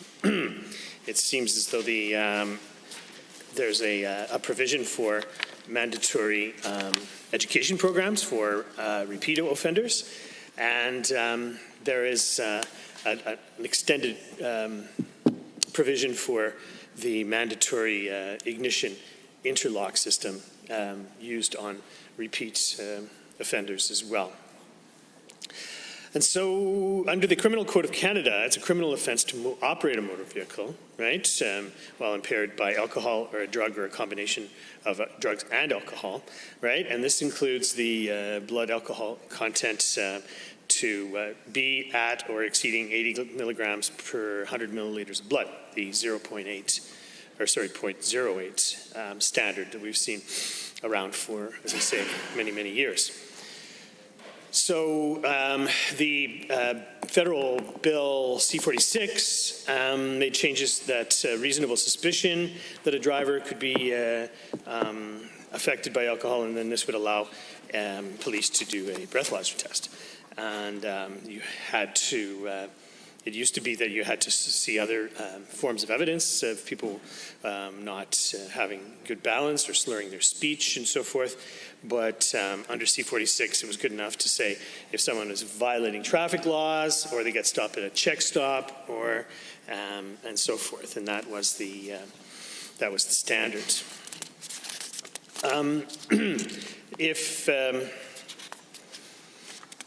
I guess, if we were to evaluate the essence of whether this is a good bill or a good change, I think number one is if it does reduce traffic crashes and injury and fatality, and if it reduces the incidence of impaired driving charges overall over a period of time. I think that injuries to and fatalities to bystanders, I think, is something that we need to really consider as well, because of course impaired driving has caused injury and death to other parties for a long time, and we know just how tragic and awful that really is. I know that my honourable colleague probably will have more to say about that presently. But I'm just trying to look through and see the differences. I think that reasonable grounds is one area that we need to analyze a little bit more closely, right? Because of course, if the arresting officer is making the assertion of someone being impaired, and especially it's a little more tricky, I believe, because there's a less definitive test for other drugs, right? Especially with cannabis being legalized now. It's this. I mean, the alcohol breathalyzer test is pretty sound. I mean, there's some questions sometimes around calibration of machines and maintenance of machines and stuff like that, but I mean, it's a pretty well-established test, scientific test that has stood up in court for a long time. The cannabis one, of course, is quite a bit different. We don't have the same level of testing. I mean, I guess you could do a blood test, but then, I think that THC, the active psychoactive ingredient in cannabis, is retained in the bloodstream, in the body for quite a long time, for a couple of weeks or more even, right? So that could be problematic too. I guess what I'm getting at, Madam Speaker, is that when someone is arrested now and is charged with impaired driving, either with alcohol or other substances, then they have their day in court, so to speak. They can plead guilty or not, but if you remove that element, then you have the officer at the scene sort of fulfilling all of those functions, right? Making the arrest, giving the ticket, and that's that. So, again, I really just don't want, on one hand, to decrease the severity in people's minds of driving impaired. And the notion that, I think for a lot of people, that it's a criminal offense and you will get a criminal record really is one of the big deterrents that keeps people, off not doing it, right? That they will end up with a criminal record. On the other hand, though, of course, not having the chance to defend such a serious charge, again, it puts it all on that situation when the officer is making an evaluation, and if they're using a breathalyzer or whatever, then that's the whole transaction, so to speak. And so, we just have to be very careful and cognizant of that element of it, because, of course, I don't want to reduce the severity of impaired driving in the psychology of Albertans, right, by not having it as a criminal offense with a criminal record.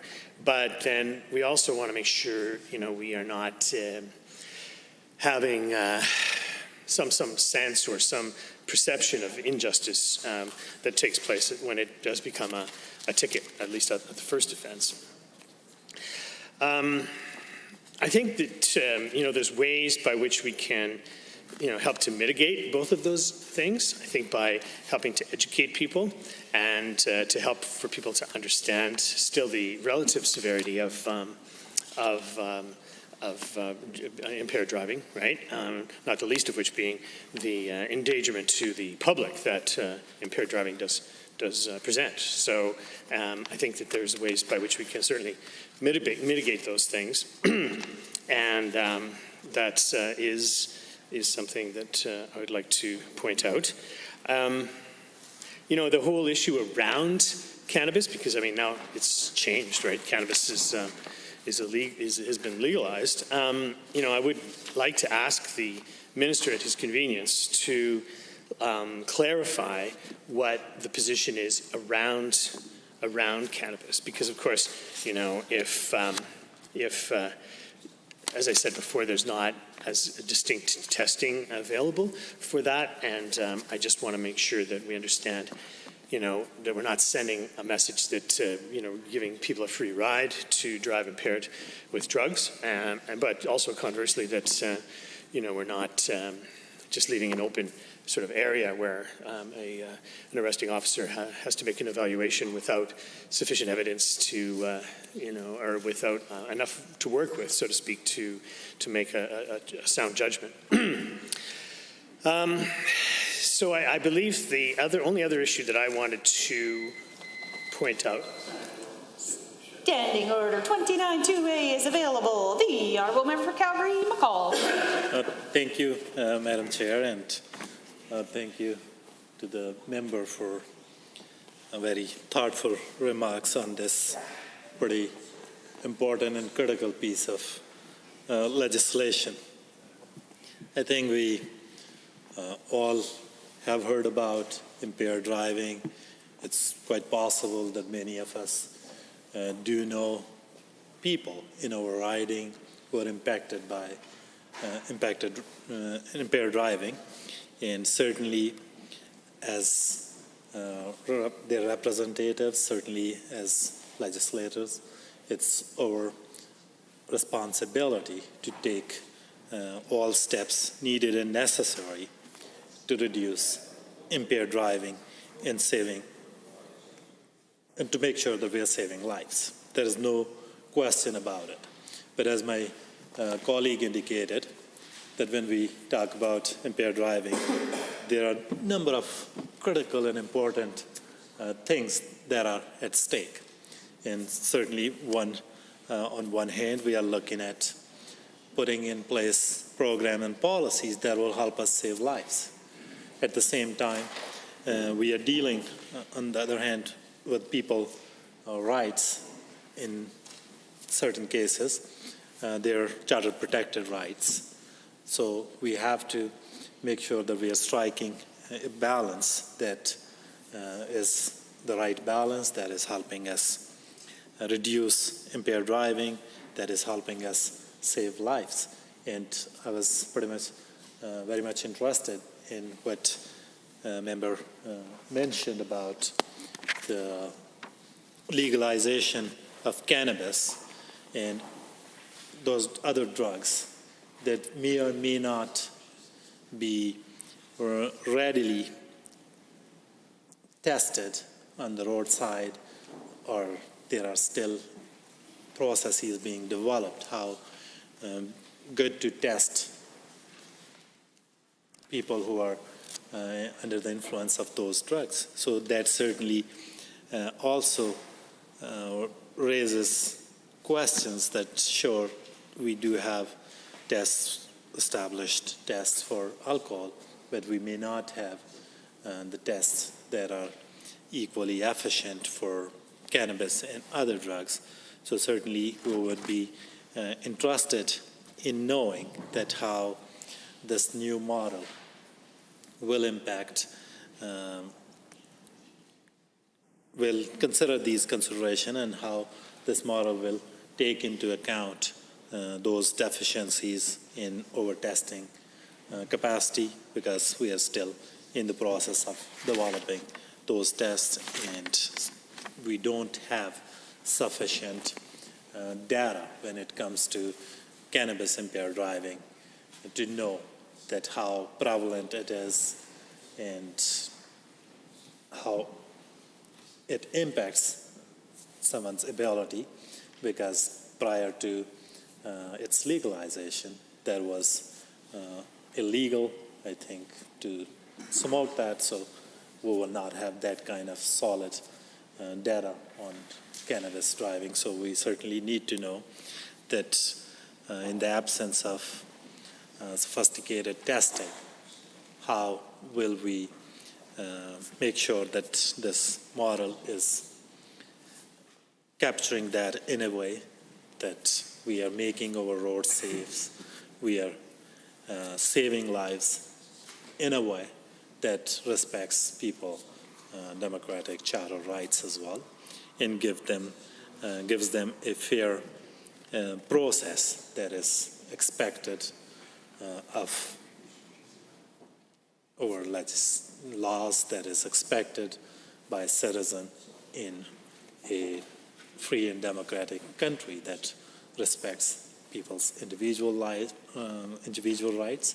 And whenever those rights are in the way of some collective good, certainly people more often than not are willing to give up those rights, willing to accept some limitation on their individual liberties and freedoms in order to preserve collective good. And in this case, certainly, we all want our roads to be safe. We don't want anyone to be a victim of impaired driving. So. Are there any other members wishing to speak to Bill 21? The Honourable Member for Edmonton-McClung. Thank you, Madam Speaker, and I appreciate the opportunity to rise and speak to Bill 21. And of course, as everyone in this House knows, we're not speaking about an abstract notion here. What we're talking about is a pretty serious affliction that we have in this province, across the country, globally as well, and governments have struggled to deal with the issue of impaired driving for many years. And I know this government is attempting to make changes to legislation which will improve the lives of Albertans and make sure that we do what the bottom line is, and that is to save and prevent people from being killed and slaughtered on our highways and roadways by impaired drivers, whether that be by alcohol or other drugs or impairment. And as I say, Madam Speaker, this is not an abstract notion. It rubs very close to home. And I know my mother's watching right now, as she knew that I'd be addressing this bill today. And she's 85 years old, and her name is Ada.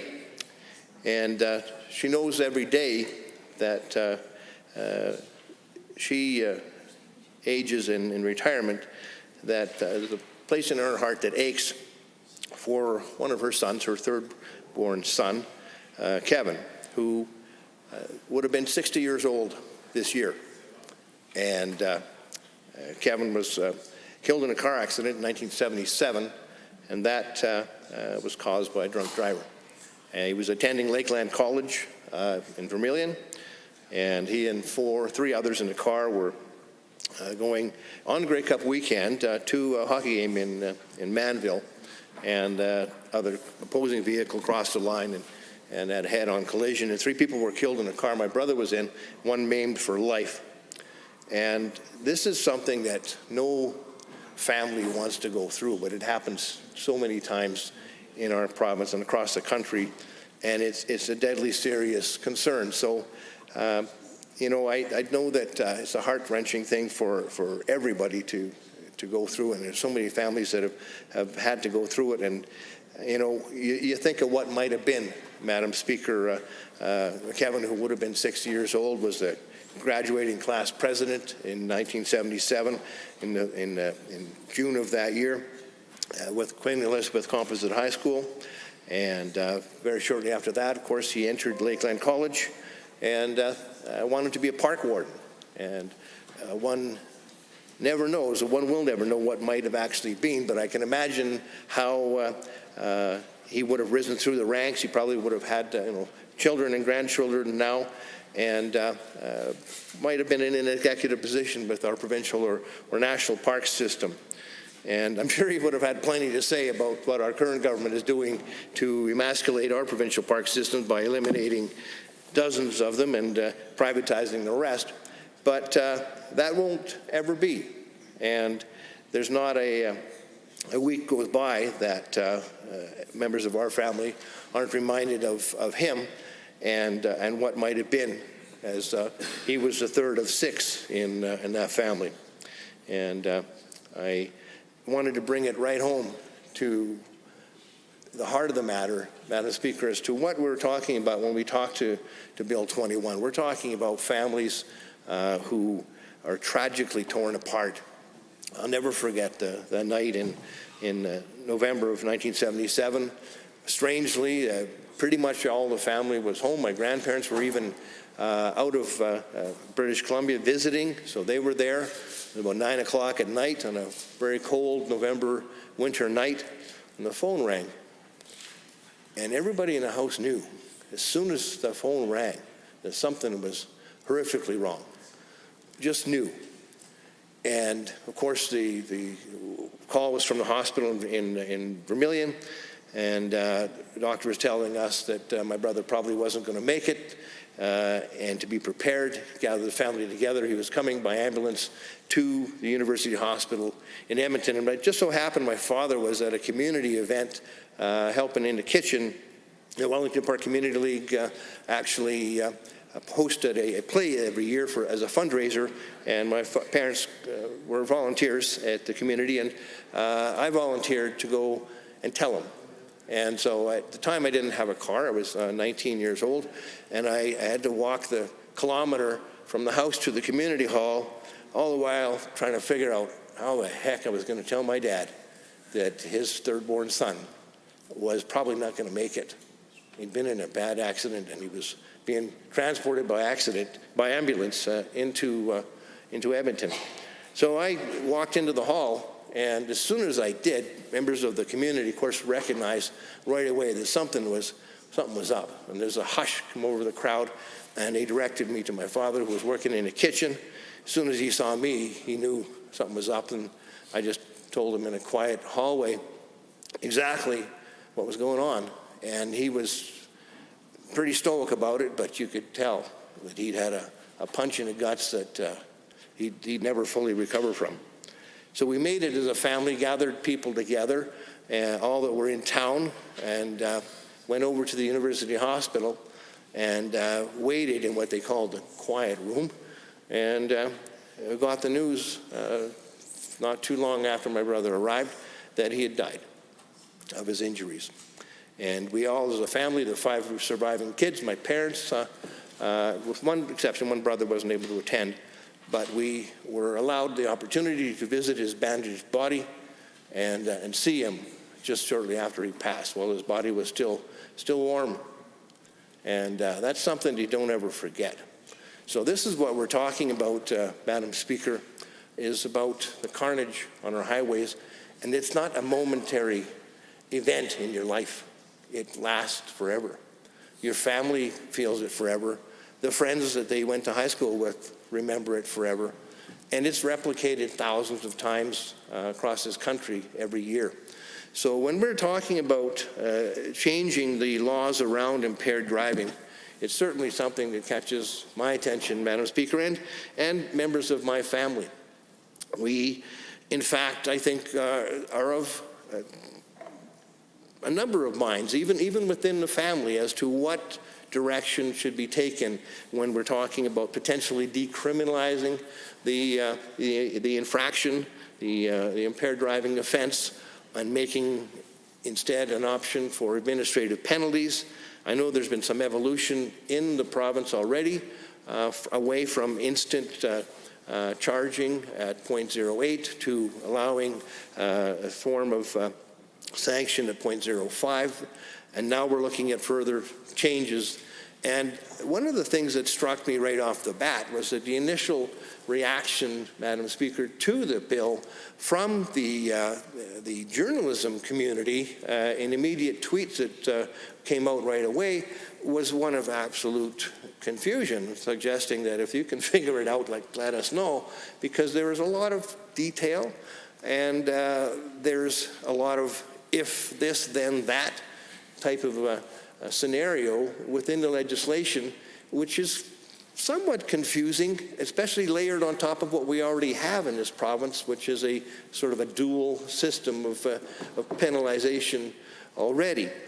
So it's not without some concerns that I approach this piece of legislation, because it's something that I think should be pretty clear to those families who already have suffered a loss, either a death or an injury of a loved one over the years, as we've seen the carnage mount, but also those individuals who work in the field, whether it happened to be the legal system, the first responders, the legal system with respect to the prosecutors or defense lawyers, the people who are working in rehabilitation, those who are trying to get people back on their feet after horrific injuries caused by impaired drivers. There are thousands of people that are touched by the tentacles of impaired driving that have an interest in this legislation. So we're not talking about something here that is only of mild interest or passing interest, or a very detailed piece of legislation that won't see the light of day and cause people to talk. This is something that hits home, and it's the final result, of course, of the legislation is what most people would be interested in. But there's also the question of sort of dissolving the seriousness of the crime and ensuring that the lives that are lost or the injuries that are caused don't get diminished in the attempt to change the legislation to sort of water it down, the lives that were lost, the sacrifices that were made because of this carelessness, it doesn't happen. So when we look at the legislation, Madam Speaker, it attempts, I think, to justify some of the changes by saying that ultimately human behavior responds to different triggers, that being somebody getting their car taken away and being fined will maybe choose to not drink while impaired, or drive while impaired or under the influence of drugs, versus a criminal charge, which may not be as much of a deterrent. So those arguments are ones that even my family listens to and wonders, all right, is this something that should be followed through on? Should we be looking at impaired driving legislation that has the end goal sought out by means that would be otherwise antithetical to what we would initially have thought in reaction to losing a loved one? You want somebody to pay the price for taking a life away so needlessly, or for injuring somebody harshly for the rest of their life. Yet, on the other hand, you want the behavior to be curbed. And there's a couple of schools of thought on that, Madam Speaker, as reflected in the legislation, that the two angles ought to both be covered. And as I said, even within my own family, the hope is, of course, that people's behavior is changed. People decide to get a designated driver. People decide that it's absolutely abhorrent that anybody would even think about getting behind the wheel after they've had alcohol or the drugs in their system. The question I often ask, Madam Speaker, is somebody is saying, well, I only had one and that's all right, and that's put me under 0.05. The question I ask them is, how many drinks would you like your airline pilot to have before they get behind the wheel, into the cockpit? And I think it's a fair question. They're putting the responsible position of piloting an aircraft with people in their care. And the same thing when somebody is operating a motor vehicle, Madam Speaker, that individual bears a huge responsibility. So my personal view is that we should have zero tolerance for alcohol or impairment while behind the wheel, and that's something that would perhaps be a difficult thing to implement in legislation. So I know that this bill attempts to get to the bottom of the problem and get impaired people off of our highways, and does so in a way that operates a two-pronged approach, where the individual's behavior is perhaps curbed more by administrative penalties than it would be by criminal charges. And I guess in the minds of those families like my own who have suffered horrendous life-changing event caused by an impaired driver, the final result, if we see significant results in curbing the carnage on our highways as a result of changes proposed by Bill 21, then I think that that can be balanced off against the concerns that we have about the penalty not actually seeming to meet the crime, and that the value of those lives lost isn't being recognized by the sanctions received. So, as I said before, the bill itself is pretty detailed, and it is, I think, a bit confusing even to those who are charged with reporting to the public about what proposed legislation happens to be, journalists and so forth. And I'm concerned about some of the clarity and some of the complexities within the legislation, where if somebody has injured an individual or is involved in a criminal act while operating a motor vehicle while impaired, then all bets are off. You're getting charged under the criminal code. Well, member, I'm so sorry for your family's loss.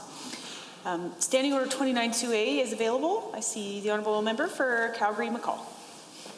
Thank you, and as Madam Chair, you indicated, I'm also sorry to hear about that loss, and at the same time, I think it takes a huge amount of courage to get up after this long time, for decades, go through the horror of that incident, go through all the details of that incident, and to share that with public in a way that is not only meaningful to member himself, his family, but also meaningful to the debate here in legislature. And I am certainly thankful to the member from Edmonton, McClung, for doing that, for standing up, and for sharing those details.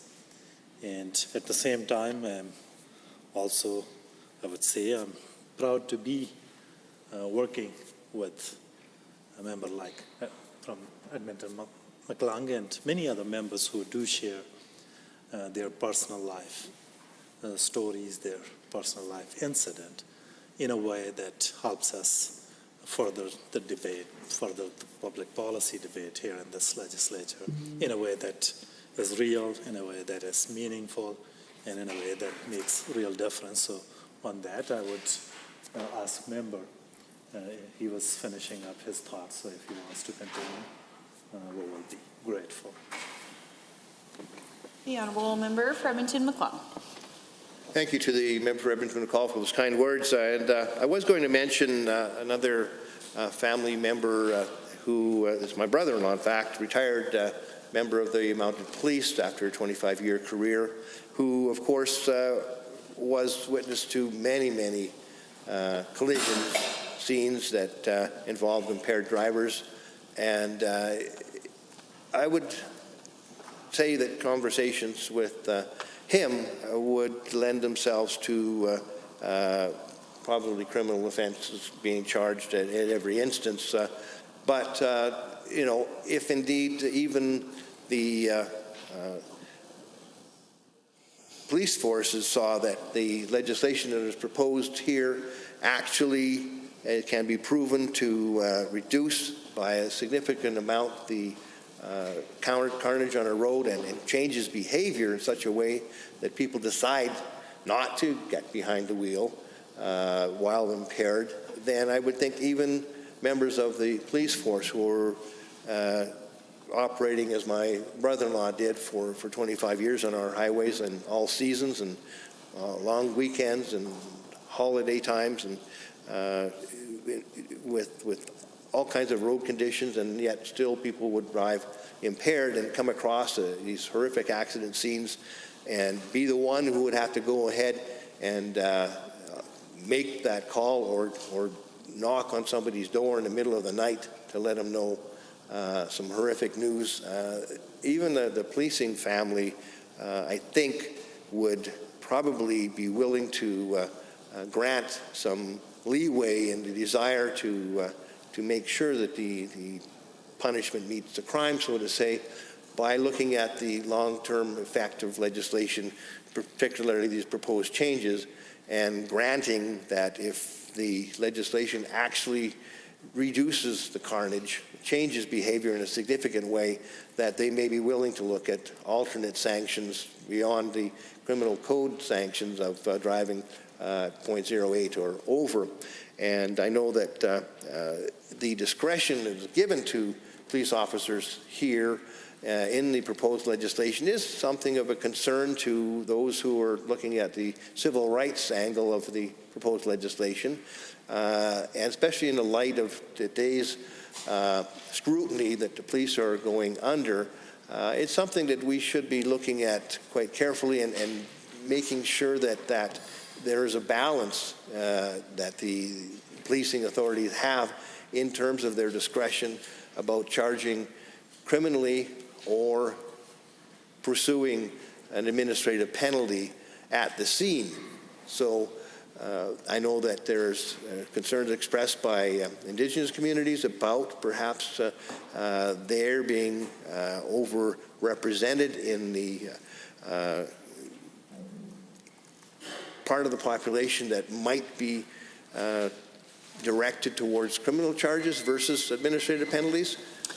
Are there any other members wishing to join debate on Bill 21? The Honourable Member for Calgary-Buffalo. Thank you very much, Madam Speaker. And with regard to Bill 21, the Provincial Administrative Penalties Act, and to my colleague from Edmonton, McClung, for setting a context that is, in a way, brings this home to me and others in this room. Honourable Member, I hesitate to interrupt you.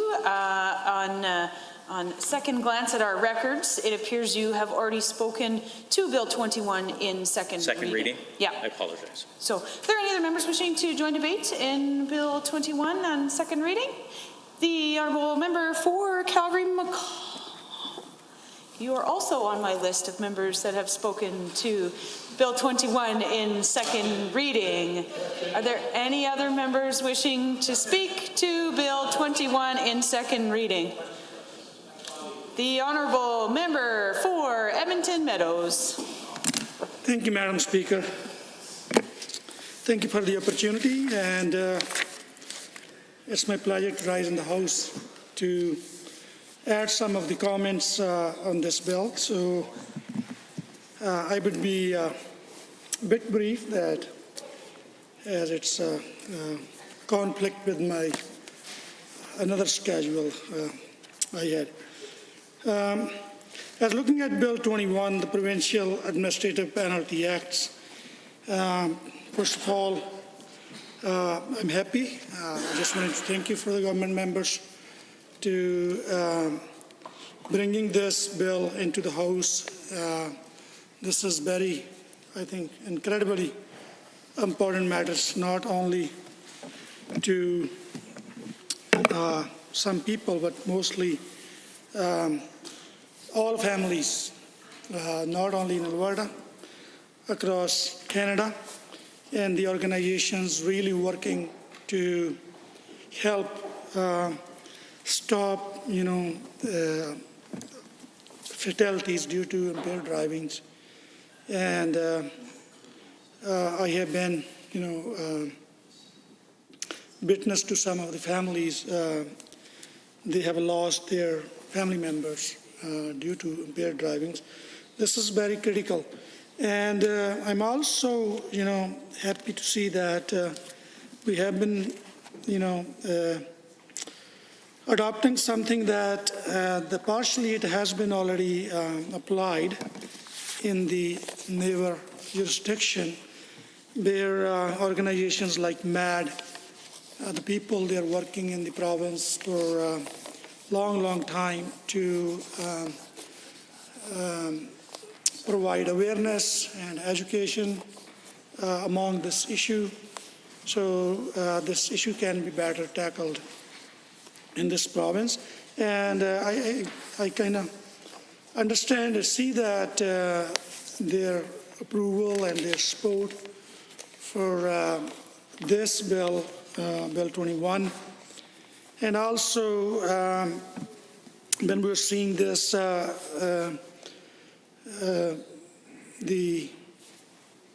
the proposal of this bill is that when government is trying to reduce the impaired driving and fatalities and the people who run the risk to lose their family members due to unsafe driving conditions, unsafe roads. In a way, the task they wanted to deal with, the one of the focus in this bill, I will see, is not, this is how it's being proposed. It will not only reduce the traffic fatalities due to impaired driving, but it will also probably save the cost of the justice system, the judiciary. That will definitely help speed up some of the processes and reduce the cost. If people are not being criminalized, they are not going to the court. It will save courts' times. And on the contrary, I have some issues, and the professionals in this industry They have been working very closely and very passionately. They're, raising some of the concerns of human rights violations due to the great powers. It is switching from the justice system to the police departments. Now the police will be able to hand penalties in a way, stop people, and it is changing some of the mechanism that the individuals involved, they had some of the rights to, challenge or appeal the decisions. They will not be there any longer.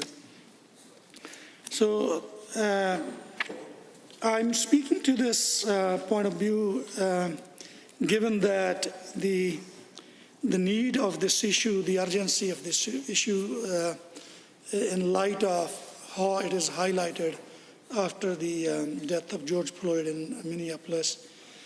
And we have seen the very incident, the person that was not even the ordinary member of the society, he was a chief of one of the very prominent reserve or very important community, that he was mishandled on very minor case.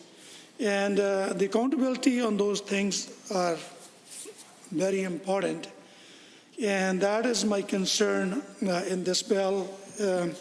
I would have the question and concerns to the Minister of Justice, if he can answer some of those questions when this bill was being drafted, and how these impacted communities and the groups were consulted, and what were the results and recommendations from those groups. Because it's very often, I belong to one of the minority community in this country and in this province. And I had another experience where I come from back home. I technically and really belong to the majority of the community back home. And luckily, I would say that I was not in the view of with the majority of the community back home, and I have same view carried over. I would see the people would not really understand, and the people of the majority community, they would not understand the vulnerability of the minority communities.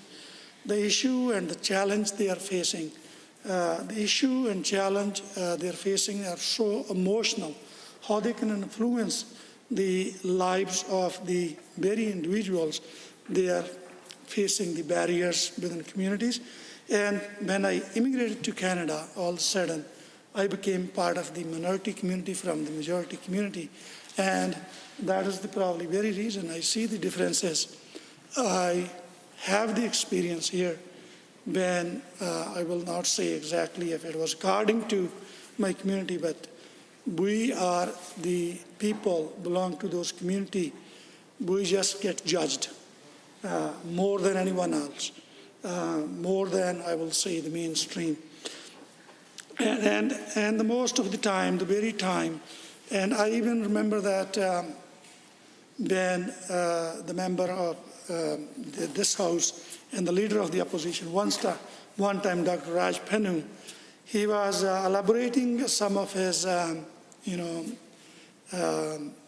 intelligent and knowledge that he had about how to address the issue and poverty in a place when member of the government benches just rose up and say, if you have this knowledge, go back to your country. So we get judged. It would have been like I didn't really want to make every time I get up of my own case. We had experience like 2 weeks ago when the people, 14,000 people were just, demonstrating outside the legislatures, and there were kids, they wanted to access washroom. The kids, they were Canadian born, Canadian raised, but maybe different color. And they thought they were not allowed to enter the place because the person involved there judged them based on their race, based on their color. And even I tried to intervene. I tried to, give a different perspective, tried to change the debate. And they were learned young fellows. I know 3 of them have university degrees, and other 2 were in University of Grand McEwen students. And these kind of incidents, when we do, I know the other thing in this bill is this bill will demolish or dissolve the Alberta Transportation Safety Board, and now it will establish the review committee within the department that will administrate penalties for Safe Roads Alberta. So given those experiences, they are not like hundreds of years old. They are even week before, and things happen. I have a call from in my constituency. I don't know if that gentleman lives in my constituency or not. Canadian-born, highly educated person, because being a turban, not allowed to get in the war, and without providing any reason. It just happened now. So I would urge, when you're doing this, I could just provide some suggestion if you can reflect, this kind of issues. If there is a provision, the members on committee, they can bring the direct experience, first-hand experience. And I would not say like you will not use the merits, but if you will put your focus or emphasis on this when you're forming these kind of review committees, please see these things are still existing in our society. They're still going on. And if the minorities, the communities like Indigenous leadership can be a great source to provide these kind of referrals for people, and specifically Black Lives Matter, the Alberta chapters, and a number of those, qualified people belong to people of color, so many different communities. So I would urge to have representation on these review committees from all those communities, if they can help to serve this purpose better. That's all I wanted to say, Madam Speaker. So I will summarize my comments with some of this additional information, and I may come back if given a chance. Next time I will add more into this. Thank you, Madam Chair, for the time. Honourable Member Standing Order 29-2A is available. I see the Honourable Member for Calgary McCall. Thank you, Madam Chair, and thank you, Member, for the comments. And I think it's really interesting debate this afternoon on this very important piece of legislation. As I have indicated, that certainly we can all agree on this, that we want our roads to be safe. There will be no disagreement. It's not a partisan issue. We can 100% agree on that. And we can also agree on that impaired driving certainly is a concern for road safety. But how both my colleague from Edmonton, McClung, he talked about his experience with this issue, and the way my other colleagues from Edmonton Meadows described this issue. I think these are the real life experiences that ground this piece of legislation in the everyday realities of everyday Albertans. The way I think I was reading this legislation before, in my mind it was that, okay, this administrative regime will make it more effective, will help us deal with impaired driving in a way that addresses road safety. However, after listening to my colleague from Edmonton, McClung. Now I'm also thinking that it would be important that if Minister of Justice will be available to share the details of his consultation, of his conversation with those individuals who have lost their loved one in impaired driving related incidents. And clearly, I think member from McClung can correct me if I am wrong, but I do not believe that even a member who sits among us who has lost his brother was even consulted, or his family was consulted on this piece of legislation. And when I was listening to him, it certainly brings a new, not new perspective, certainly I thought about it, but I didn't see it through the eyes of those who are affected by this piece of legislation, that in their mind, they might see this administrative regime not dealing with impaired driving, but rather decriminalizing the whole thing, which is already criminal under the Criminal Code of Canada, but the way they are seeing it, that it's kind of less stringent kind of penalty that those who actually have been affected by these incidents would like to be in place. And on the other hand, I think my colleague from Edmonton Meadows raised that there is a huge concern out there that there are sometimes stereotypes, common stereotypes that member of certain community may be more prone to doing that than others, and sometimes those things do come into play when it comes to law enforcement and all those things. And now when we are looking at different aspects of systemic racism with respect to law enforcement, in particular, they've been highlighted after the death of George Floyd down in the States, that we also need to think about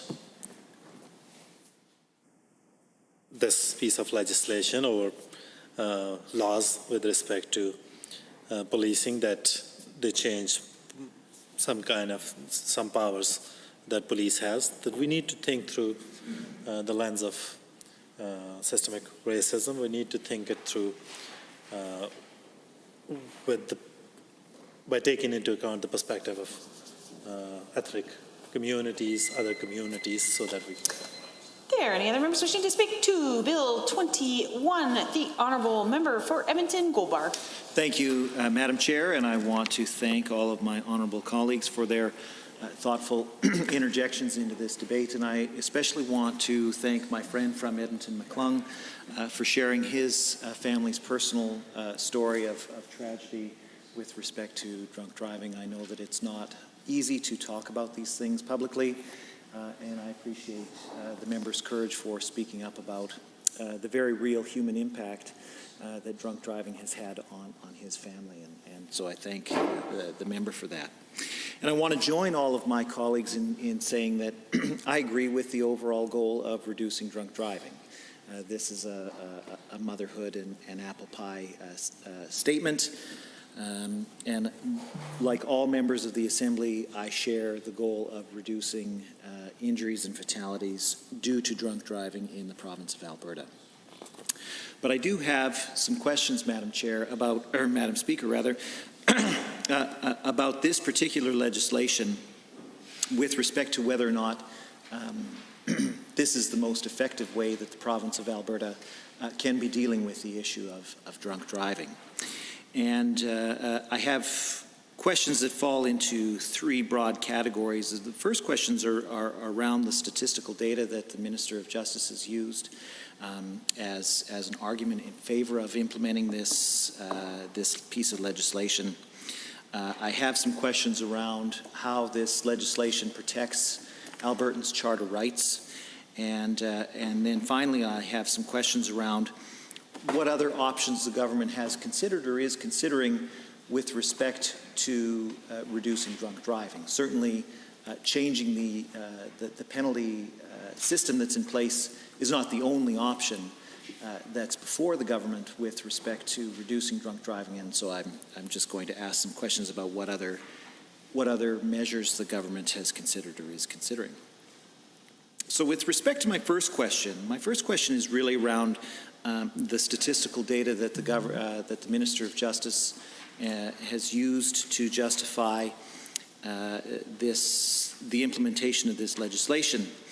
And when the legislation was announced, the Minister of Justice said that because a similar program is in place in BC, and because BC has seen a 54% reduction in alcohol-related driving incidents between 2011 and 2018, then we should use, that's proof that the model is working and that it makes sense to implement the model here in Alberta. And I have a number of questions around the statistics with that.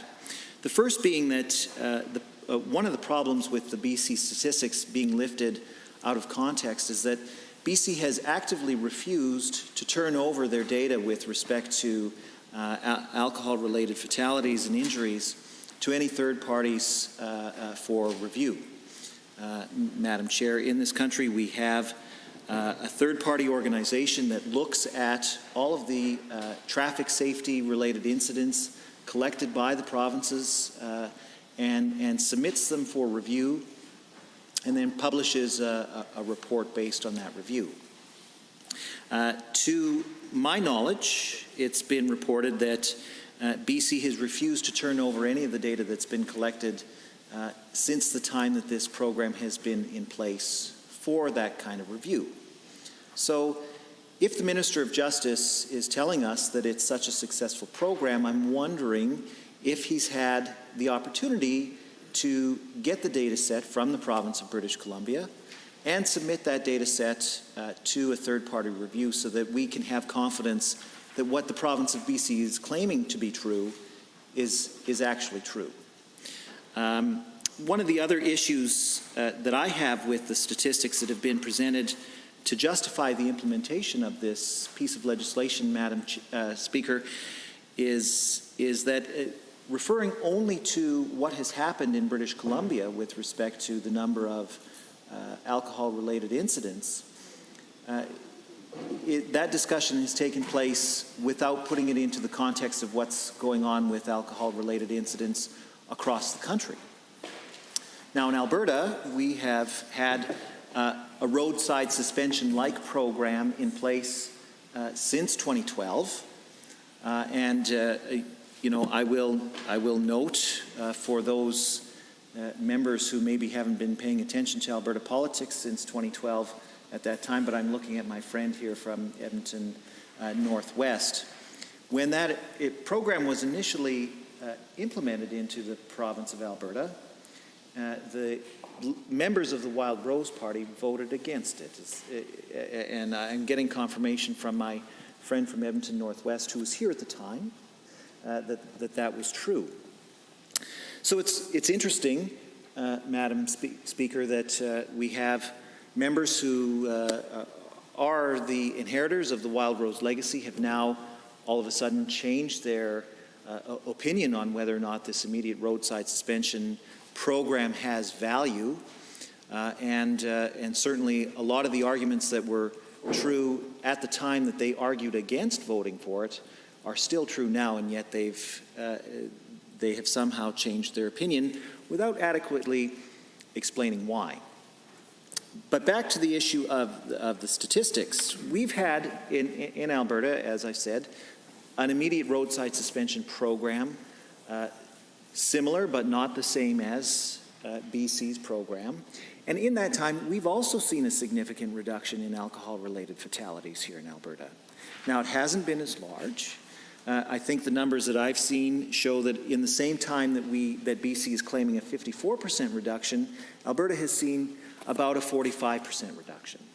in alcohol-related fatalities with the program that is currently in place. Now, we can't compare apples to oranges, Madam Speaker, and this is why I'm questioning the data that has been used to justify it, because the data that's collected in Alberta with respect to alcohol-related incidents is not exactly the same as the data that's collected in British Columbia with respect to these incidents. There are differences in the types of data that are collected and how they're categorized and all of those kinds of things, and it's really important, therefore, that all of these data sets be made available to a third-party reviewer to be able to clean up the data, make sure that we're comparing like statistics, and then come up with some reasonable analysis of the different data sets to know whether or not we are comparing apples to apples. So it would be interesting if the Minister of Justice and Solicitor General or anybody else on Executive Council has requested this kind of review of the data sets that are available from the provinces of Alberta and British Columbia to see if we've actually seen a comparable reduction in alcohol-related fatalities and incidents in Alberta due to the program that is currently in place and that the government is changing. It's also interesting, Madam Chair, to look at other jurisdictions that haven't had a roadside suspension program in place at all. So it was reported that Manitoba and Quebec have also seen similar reductions in alcohol-related incidents and fatalities in those provinces over the time period of 2010 to 2018, approximately. They've seen reductions on the order of 40 to 45% of alcohol-related incidents and fatalities. And they don't have an immediate roadside suspension program at all in those jurisdictions, Madam Speaker. And so I would be interested to know what's going on in those jurisdictions where they don't have a roadside suspension program at all. Why are they seeing reductions in alcohol-related fatalities too? And that will come back to my third point around what the government is considering in addition to implementing this legislation. But certainly, so to summarize my first question, is the statistical data that is used to backstop this argument that the roadside suspension program has been successful in reducing fatalities, does that argument hold water? And the only way we can know is if we look at all of the data sets that are collected by all of the provinces, submit them to a third-party review, and have some kind of report submitted to us for us to be able to review it. And so I would hope that the Minister of Justice has, or somebody at the Executive Council has done that work and would be able to provide all members of the legislature some kind of summary of that review so that we can make an informed decision when we decide how to vote. I certainly have heard a number of stakeholders in my constituency raise the issue on how this proposed legislation protects our chartered rights. There are certainly some questions as to whether or not this immediate roadside suspension program that's being proposed adequately protects the charter rights that every Albertan is guaranteed.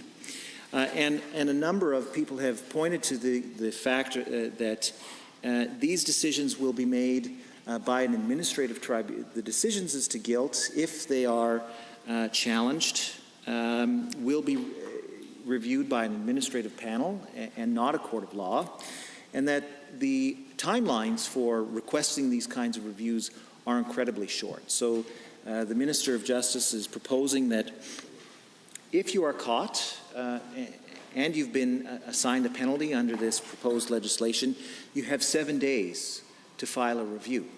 And then a decision must be rendered in 30 days. And I don't have any problem with the efficient and expedient carrying out of justice. In fact, I strongly believe that justice delayed is justice denied, and so I'm in favor of making sure that everybody has a chance to have their day in court as quickly as possible. However, I've been told from stakeholders in my constituency that a 7-day appeal time is not workable, that it's very difficult to contact a lawyer and retain his or her services in order to represent you at this kind of administrative tribunal within that 7-day period.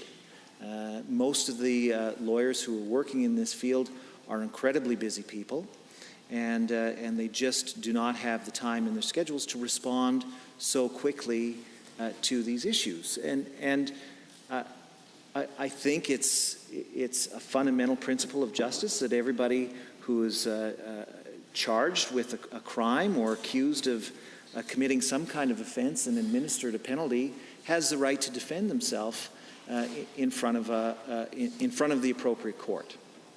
And if the timelines are so quickly implemented are so quick that you can't adequately prepare a defense for yourself, I have some concerns around whether or not that violates the charter rights that are available to Albertans, and I would hope that the Minister of Justice or somebody from Executive Council can effectively answer that question. Furthermore, I also have the question as to whether or not this administrative tribunal that the government is proposing is the adequate body for oversight over these kinds of decisions. Certainly, as it stands, if you want to challenge the administration of a criminal penalty or something related to that, you have the right to have that decision reviewed in a court of law. And I would strongly urge the Minister of Justice to tell us if there is definitely going to be the opportunity for people who are accused of committing these kinds of offenses to have the assessment of these penalties reviewed by a court of law, just to make sure that they've been treated fairly, that their charter rights haven't been violated in any way, and that in fact the penalty was assessed fairly. That is a fundamental freedom that every Canadian enjoys, and I would hope that the Minister of Justice and Solicitor General can tell us whether or not this legislation as proposed does in fact protect those charter rights. My final question to members opposite is, what else is the government considering to do with respect to reducing drunk driving in the province of Alberta, Madam Speaker?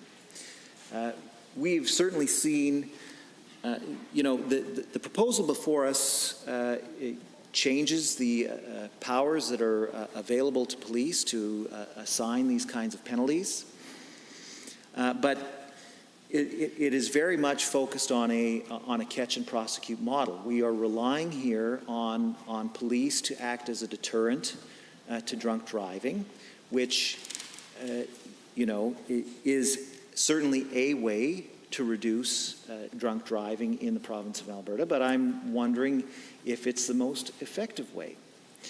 Certainly as a result of the Black Lives Matter protests that are in the United States. Remember, Standing Order 29-2A is available. The Honourable Member for Calgary, McCall. Thank you, Madam Chair, and my colleague from Edmonton Gold Bar always have really scientific and calculated things to add to the debate, and brought in really good arguments with respect to the reliability of data, with respect to the charter rights, and he was about to start saying something about BLM movement, that how that relates to this particular piece of legislation. So I would be interested in knowing that whatever he was contemplating to share. So I will give colleague opportunity to respond. Continue with it. The Honourable Member for Edmonton Gold Bar. Thank you, Madam Speaker, and I want to thank my friend from Calgary, McCall, for asking me that question. One of the issues that the Black Lives Matter movement has put forward is that is the suggestion that maybe we should look at what else we can do to promote public safety in addition to funding the police. And certainly the Black Lives Matter movement here in Alberta has put forward that access to public transit, free public transit, would probably be a significant public safety initiative. And I would certainly ask the government that question, whether or not they've looked at the possibility of expanding public transit services all across Alberta to reduce the incidence of drunk driving. Certainly some of the data that some of the studies that have been conducted, and most of them in the United States, Madam Speaker, have indicated that where bars and restaurants are located within walking distance of a transit stop of any kind, whether that's bus or light rail, incidents of drunk driving go down significantly. Now, I won't claim that data would hold to be true here in Canada, but the fact is that I couldn't find any reliable data on that question. And I would like to ask the government if they've looked at the possibility of funding additional public transit across the province of Alberta to make sure that people have the option to leave their vehicles at home when they go out and decide to have a drink. It's certainly interesting that here in the city of Edmonton, buses close down at approximately 1:30 in the morning, and last call isn't until 2. So there's a disconnect there. So I'm just wondering if even expanding the hour, funding public transportation so that the hours of public transit could be expanded on existing routes, that might have a positive impact on reducing the number of alcohol-related incidents in the province of Alberta. But more than that, Madam Speaker, I'm sure that all members would agree that public transportation in Alberta is severely lacking.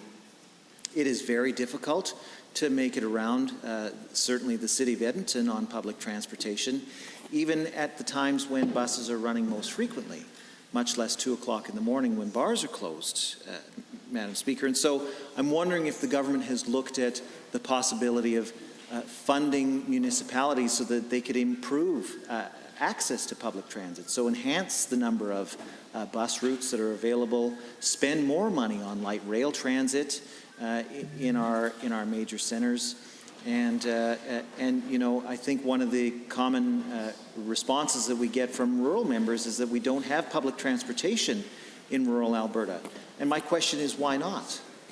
If we can afford why don't we spend the money on public transportation in rural Alberta as we do in urban Alberta? So thank you to my friend from Calgary, McCall, for that question. I certainly hope that the government is considering the possibility of expanding public transit in the province of Alberta as another way to reduce incidents of alcohol-related driving.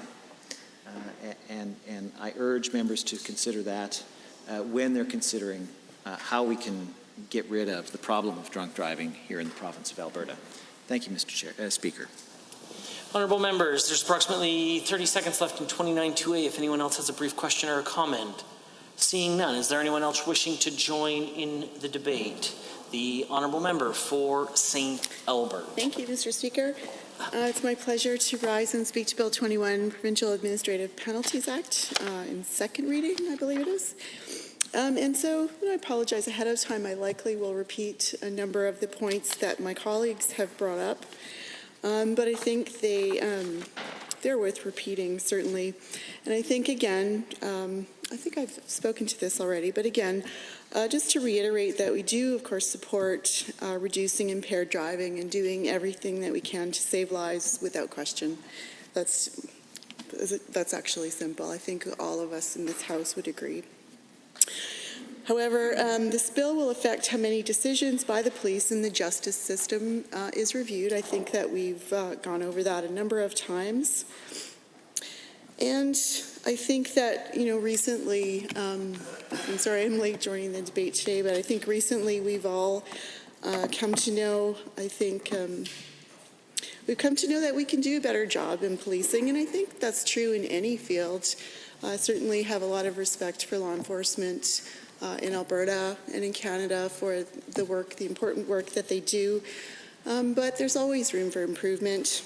Just like any sector, just like any profession, just like all of us. I think we all fall in that category as well, that we can all do better.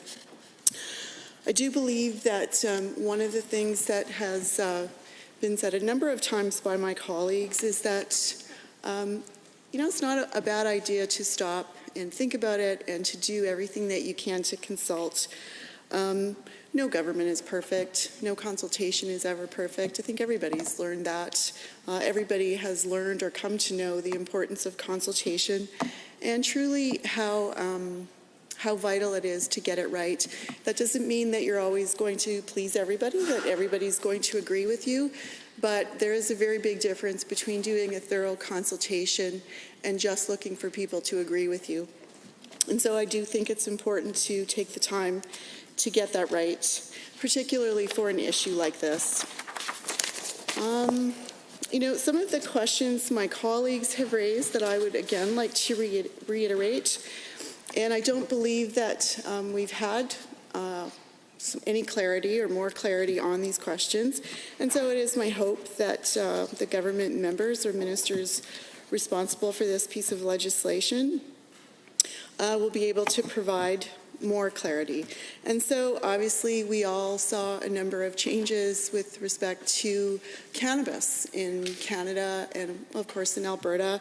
I think it was a lot of work to ensure that we addressed all of the questions and concerns that came along with that. I think probably they're still popping up and we're still dealing with them. But I think, we need more clarity about how will this work with cannabis and of course other drugs, and perhaps we can get more clarity from the minister about that, how that's going to work. We know testing exists, but it is newer, and so any additional details will be appreciated. Currently, there aren't any concerns about people that are not physically able to blow into a testing device, such as people with heavy asthma, or there are concerns. So people blowing into a testing device, so people with asthma or certain cancers. Obviously, there will be, one of the things that is left out is, believe it or not, there are a number of Alberta drivers, I'm sure in Canada as well, but Alberta drivers that have physical disabilities. So they've had their vehicles adapted, whether that's hand controls to manage braking and gas and all of those things. And certainly there are lifts and other equipment that they use to get into the driver's seat. They're actually kind of amazing adaptions on vehicles, I might add. But it would be particularly tough for those folks to, to be able to participate in this kind of roadside test. So what are the adaptions? Has that been considered? Perhaps even taking a little time to consult with groups that would have some expertise around adapted driving or adapted vehicles. I know right here in the capital region, pretty sure they still do it. The Glen Rose Hospital actually used to run adapted driving lessons and actually teach driving with adapted vehicles. I think at one time they even had their own vehicle for people to learn on, and of course there's simulation. So that would be quite useful. Now, one of the things I did hear in one of the last debates that I was in the chamber for this particular bill was the government members talking about the statistics coming from British Columbia or the model that was used in British Columbia. So I think it would be really quite helpful to have more information about that. And, I think when you're looking at statistics and models, of course, there are always pros and cons and what's working, what's not. So perhaps a bit of a deeper dive into that. But, a summary, a bit of sorry, I'm going to skip over this a little bit. Now, some of the things that we have heard from the UCP members as they have risen to speak to this bill is that this piece of legislation will make roads safer and free up court time. And I don't think any of us would disagree that if, in fact, this bill specifically did that and made roads safer and saved lives and freed up court time in the process, that's certainly a good thing. But I think going back to what I heard just as I popped in here, one of the things that my colleague was talking about, and I'm going to make a bit of a stretch here, but was public transportation. And I do think that it's important to address issues around safety on the roads by doing everything we can, first of all, to educate people about the dangers of impaired driving, to prevent it, and then to have things in place to deal with people who choose to break the law. But at the same time, I think it's important to invest in other modes of transportation, and I think public transportation is an amazing investment. I think yesterday was kind of a landmark day for the City of Calgary. Based on what I read, this has been in the works for many years. I think that certainly it's a big investment, but I think to take a city into the future, and a future that understands the importance of public transportation and investments in this kind of infrastructure, that's a really great thing. I'm going to give a little perspective on, in terms of, and I'm not saying that there are impaired driving because of this, but, there is a potential risk. So, as many of you know, the City of St. Albert is very close to the City of Edmonton. There are parts where you could probably just take a few steps and cross the border from St. Albert and be in Edmonton. But one of the big problems is that a lot of people who live in St. Albert do use their vehicles to, let's say they're going to a play or to a restaurant or to a bar or whatever in the City of Edmonton from St. Albert. Don't really know why they do that because there's really great entertainment and restaurants in St. Albert, but let's say they do. That there isn't a lot of public transportation that connects the two. There is a commuter bus. The best that I understand runs during peak hours.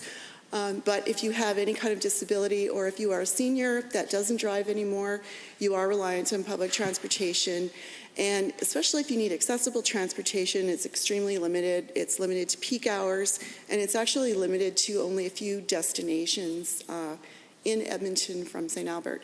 So that's a really good example, a local example about why people get into their vehicles as opposed to getting into public or using public transportation if there is a possibility that maybe they have had too much to drink or consumed cannabis or whatever other drug they may have,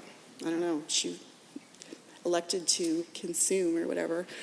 But I do think that investment in public transportation at any level, sorry, I don't have a lot of examples to give, but let's focus on cannabis, I guess. So I think that there are very real things that we can do in addition to looking at legislation and other models that could potentially prevent this problem. I do think investments in public transportation are essential. Some of the other arguments that we've heard from government, again, I mentioned that this is based on a BC model which reduced rates of impaired driving incidents that they dropped by 36% from 2011 to 2018, and the number of impaired fatalities fell by 54% from 2010 to 2018, which is great. I think that any time we save a life or prevent any kind of injury is great. I mean, anything that we can do to prevent that is good. However, I do think just based on a quick scan of some of the trends in Canada, and I would give you more specific examples of provinces, but I'm sorry, I don't have my notes. But I think that on the whole, Canadians, Albertans, British Columbians have done a fairly good job at educating the public about the dangers and the risks of impaired driving, impaired whether it's alcohol or cannabis or whatever it is. So I think that there are likely some other variables involved in the statistics that are being cited. So it would maybe be a really good thing to stop and look at those other variables to ensure that this legislation is doing everything that the government would like it to do everything we can to keep people safe. I think one of the organizations supporting this piece of legislation is Mothers Against Drunk Driving.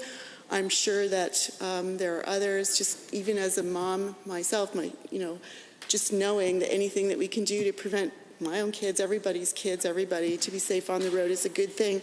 However, I think that to simply point to one bill or one program as being the sole source of a reduction of harm in terms of injury or death, that I think it would be wise for us to spend the time to look at what are the other variables to make sure we catch everything. Let's see here. One of the, sorry, I lost my place here a little bit. One of the things that the government argues this bill will do Obviously, in the piece of legislation, we'll introduce tough penalties, so fines up to $2,000, increasing the length of vehicle seizure from 3 days to 30 days, new mandatory education programs for repeat offenders. Of course, education is never a bad thing. And newer, longer periods of mandatory ignition interlock, especially for impaired drivers. So, you know, all of those things seem to be a very good idea. So anything that we can do to reduce the amount of impaired drivers on the road, increase or decrease the amount of injury or fatality is a good thing. So just going to go over some key facts. And so under the Criminal Code of Canada, it is a criminal offense to operate a motor vehicle, whether in motion or not, while impaired by alcohol, a drug, or a combination of the two. This includes operating a motor vehicle with blood alcohol content equal to or exceeding 80 milligrams of alcohol in 100 milliliters of blood, or operating a motor vehicle with a blood drug concentration equal to or exceeding a prescribed value. Good. Equal concentrations are defined in the blood drug concentration regulations. So, you know, one of the things I also wanted to add, and this was done a number of years ago, and I think, you know, likely had some unintended consequences and some maybe unintended benefits. And I think just for those of you, for all of us that are parents that have had our kids be forced to have a driver's license that has quite a few limitations around them, I actually think it's a good idea. I can remember some of the debate when those rules were changed, and I can remember, you know, some of the alarm or some of the worry about what it would do. But I actually, as a mom, just my own personal opinion, I actually quite appreciated that. And so when my kids were driving, and of course, you know, borrowing the vehicle all the time and wanting to stay out late, they were limited as to what they could do. They could not stay out, you know, certain hours.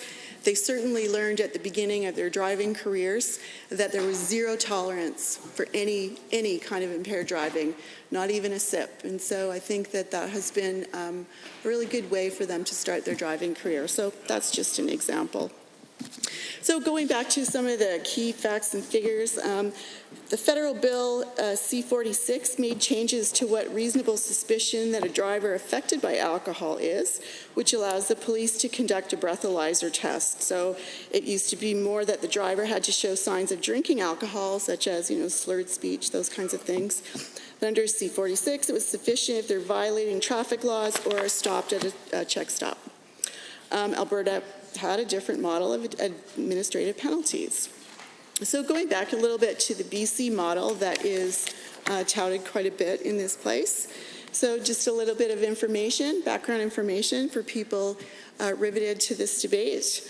That came into effect in 2010. So if a driver has 0.05 blood alcohol or more than they can be served with immediate roadside prohibition. Honourable members, Standing Order 29-2A is available if anyone has a brief question or comment. And I see the Honourable Member for Gold Bar has risen. Thank you, Mr. Speaker, and I want to thank my friend from St. Albert for her thoughtful comments on Bill 21. I believe she raised some important considerations that we should all keep in mind while considering this legislation. I have long appreciated my friend from St. Albert's passionate defense of the disabled community, and I think she raised some interesting questions with respect to how this proposed legislation would potentially impact members of the disabled community. So I'd like her in this time to maybe talk about what kind of accommodations that she thinks we could make to members of the disabled community to make it easier for them to not have to drive at all. We talked a little bit about the fact that public transportation between the City of St. Albert and the City of Edmonton isn't exactly ideal, and she spoke quite a bit about the problems that her constituents have when it comes to traveling back and forth between Edmonton and St. Albert and choosing whether or not they should drive to make that trip. But I'm wondering if she could maybe provide more comment on what factors people in the disability community have to consider when they consider whether or not public transportation is an option to them, and what kind of improvements she'd like to see so that members of the disabled community are better able to choose public transit as an option rather than getting behind the wheel. Thank you. The honourable member for St. Albert. Thank you. I'm always happy to chat about St. Albert and chat about disability issues, actually. And it is true that St. Albert has terrific public transportation within St. Albert. The problem is that we don't have great connections other than the commuter lines between St. Albert and Edmonton. And so a lot of people, and I can't remember the statistics, but a lot of people who live in St. Albert, call St. Albert home, actually work in Edmonton. Actually, there's a huge number of public sector workers that live in St. Albert that commute into Edmonton to work. And so apart from the greenhouse gas emissions with that kind of amount of transportation, there's a cost to it as well. And so I think that an investment in public transportation between these communities, and not just St. Albert, likely the same is true for some of the other surrounding communities around large cities like Edmonton and Calgary. I know a couple of years ago, I think it was 2 years ago now, when we were in government, that we made a commitment and funded a stop, actually a future LRT stop right in St. Albert, right on St. Albert Trail. And there was a lot of problems with the previous bus hub. Parking was awful. It was difficult for connections. And so we made that investment, and construction happened. It's well on its way. And certainly the buses it's a big hub for buses, so that's where people go. They're able to park. But the real beauty of that was that it is hoped and planned that that will be a future LRT stop. LRT, an investment in infrastructure. Imagine that. But this is a future vision, right? This is a future vision for an area, not just the municipality of St. Albert and the city of Edmonton. This is an entire capital region being connected and moving people efficiently while respecting all of the other challenges that investments in public transportation meet. And so that was our investment, because I think as a forward-looking government that we saw the need to make these investments to move us ahead, to address all kinds of issues, some of which are related to climate change, some of which are, what are the jobs of the future and where are people going to go?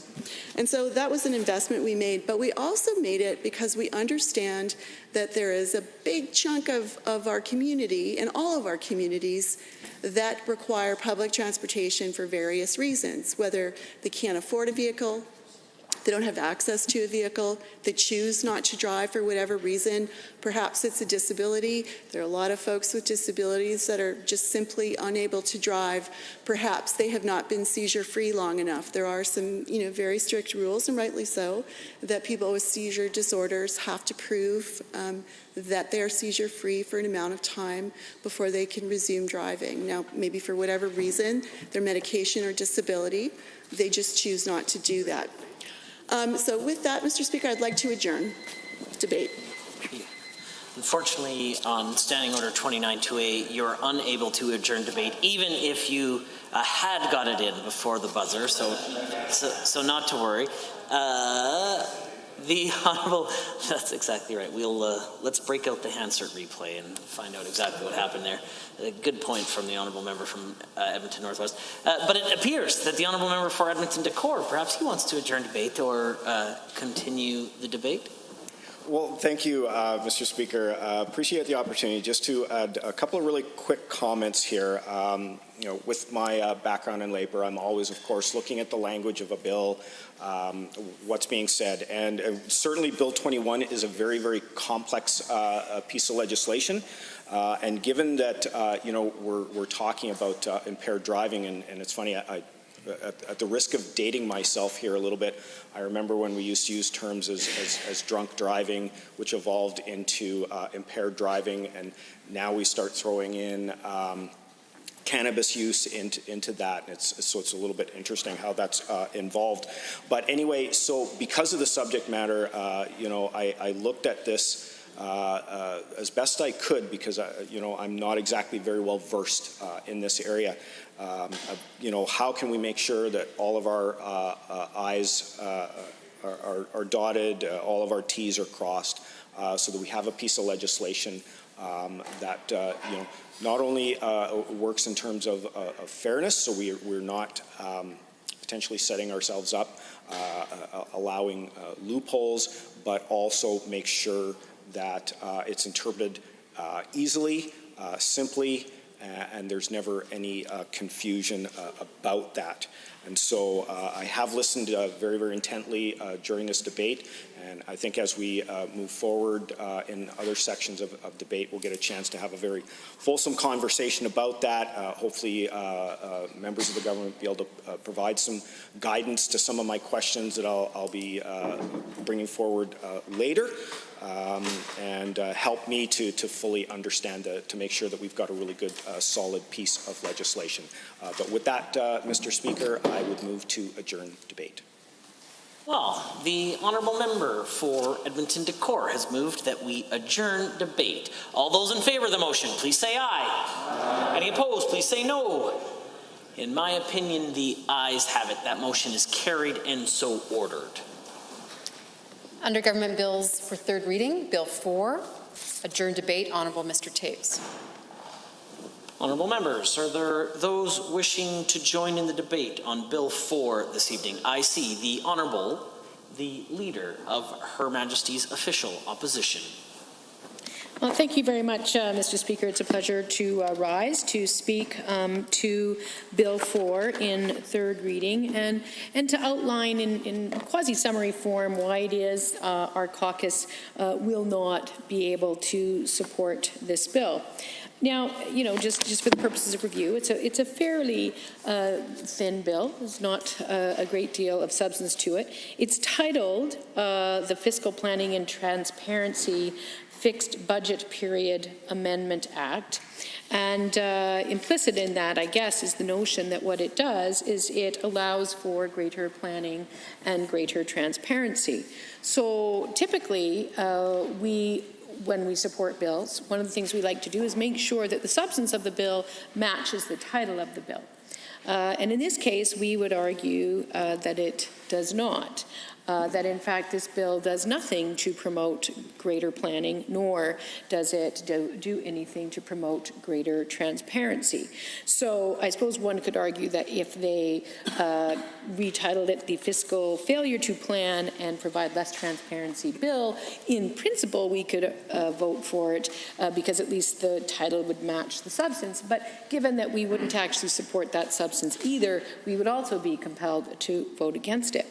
So to determine whether the substance of the bill actually achieves the object in the title, which we have concluded it does not, it's helpful, of course, to look at the context within which this bill is introduced to determine what is necessary within that context to provide more opportunities for planning as well as more opportunities for transparency and, dare I say it, accountability.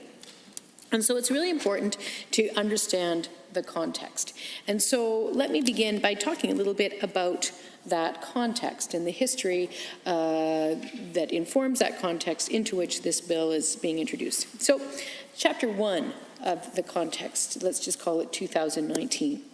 2019, the UCP implemented the sole element of their economic plan, which was to slash corporate taxes from 12% to 8%. And that was their economic plan. We were told in the budget materials that we were provided when the budget was introduced that that would ultimately cost Albertans about $4.7 billion. Now, honestly, Mr. Speaker, I actually think that it's going to cost Albertans considerably more than that.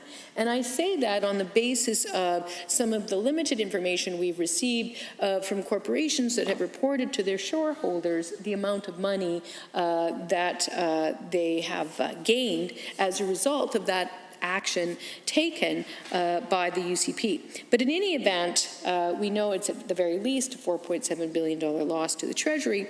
But in return for that, the UCP hoped that it would stimulate the economy to get some of the money back. Problem is, it didn't work. What they did do ultimately, however, though, was they raised income taxes on Albertans by $600 million, something that they railed against before the election. They raised fees by another $900 million for a total of $1.5 billion. They then slashed spending on key public drivers of economic growth, tax credits for tech, our post-secondary system overall, that kind of thing. And then we had their budget in 2019, where they projected that the budget would grow in 2019 by about 0.6%, and just to be clear, Mr. Speaker, that was down from 2.2% growth in 2018 and 4.4% growth in 2017. So with this grand plan to create jobs and stimulate the economy, they themselves suggested that it would generate 0.6% of GDP growth in their fall budget. And they also said that in their fall budget of 2019 that this grand plan would contribute 21,000 jobs to the world here in Alberta. So let's look at what happened in the latter part of Chapter 1, i.e. what happened in 2019. Well, since the corporate tax cut was introduced and before the pandemic hit, which of course happened in 2020, Alberta lost 50,000 jobs. That's actually, therefore, then 70,000 fewer jobs than was promised under the brilliant $4.7 billion corporate handout. And I have to say that it doesn't really compare well with previous performances. In 2018, for instance, we see that the government of Alberta had created 44,000 jobs. So 2018, 44,000 jobs. 2019, corporate tax giveaway, 50,000 jobs lost. Now, according to Statistics Canada, in what actually happened as well, the GDP didn't grow by 0.6% in 2019. No, it actually shrunk by 0.6% in 2019. So that, they got the 0.6% right. It was just that it was in the wrong direction. So that's a 1.2% lower growth rate in 2019 than the UCP projected when they introduced their budget. But here's the thing. We all know things sometimes, change between budget time and when the budget is over. But they introduced their budget in November of 2019. There was only 2 months left. Why did we have a budget that included projections for 21,000 jobs? Why did we have a budget that included projections for a 0.6% GDP increase? Why did we have that when there was only 2 months or very few months left in the fiscal year? That makes no sense. So this goes to this issue of transparency and the ability to plan. So what we ultimately saw happen as a result of the corporate tax cut was that we saw billions of dollars in increased dividends and share buybacks, the vast majority of which went to foreign shareholders. And then we also saw corporate head offices decamp from Calgary altogether, like for instance in Canada, because it turned out that the corporate tax cut was not the magic wand that the Premier promised. Now, when it comes to the fiscal clarity and projections and the merits of that in the 2019-2020 budget, it also appears that they didn't get it right. The deficit, turns out, is about $850 million bigger than projected year over year.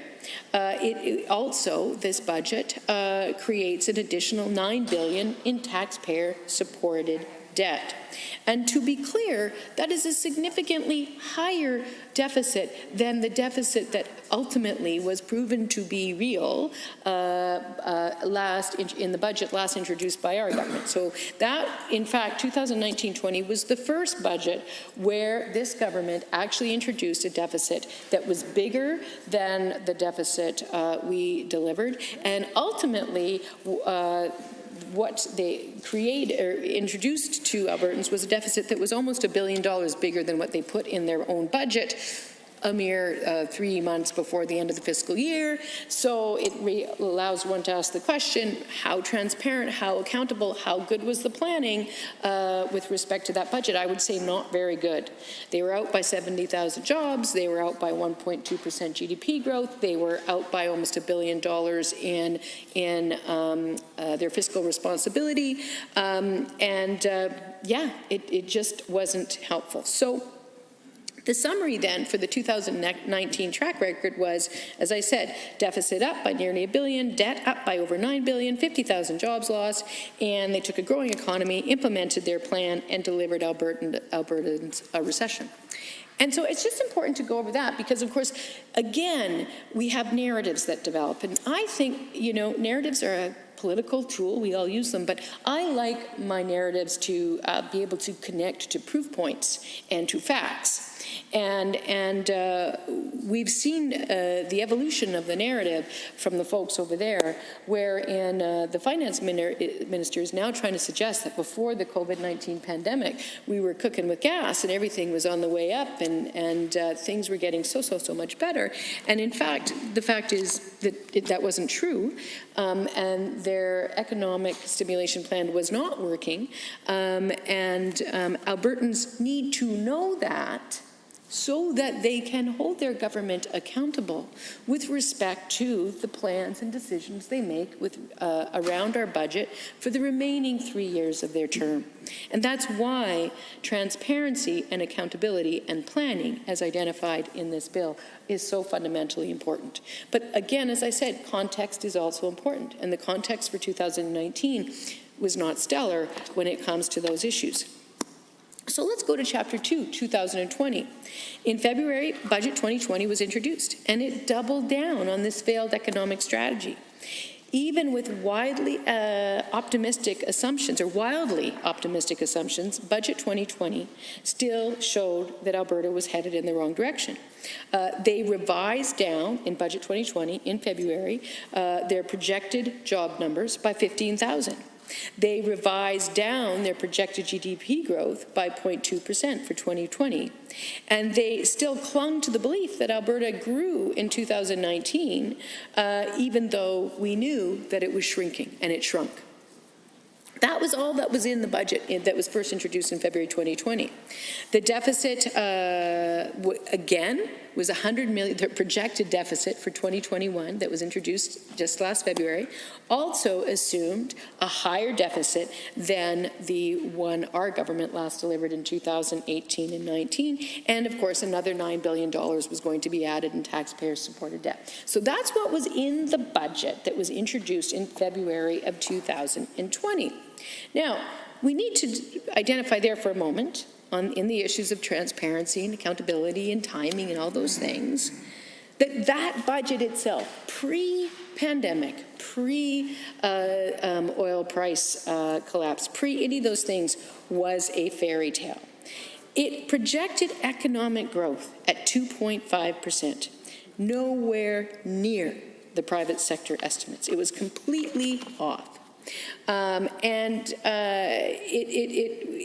It really was ridiculous. And also the oil price projections that it included were completely off what we saw. Today, we see the finance minister get up in the House and try to claim that things were turning around in February of 2020 if only it hadn't been for the pandemic.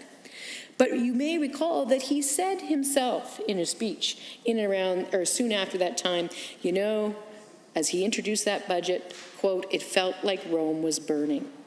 So the reality is he knew in February of 2020 that he was introducing a budget that was filled with projections and assumptions that could not be supported by any version of an independent economic analysis, and yet he introduced it.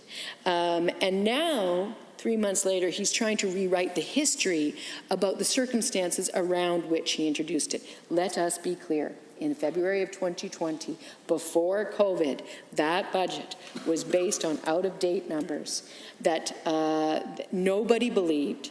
And it also continued to do three important things. It did not grow the economy, it grew the deficit, and it did not create jobs, by its own admission.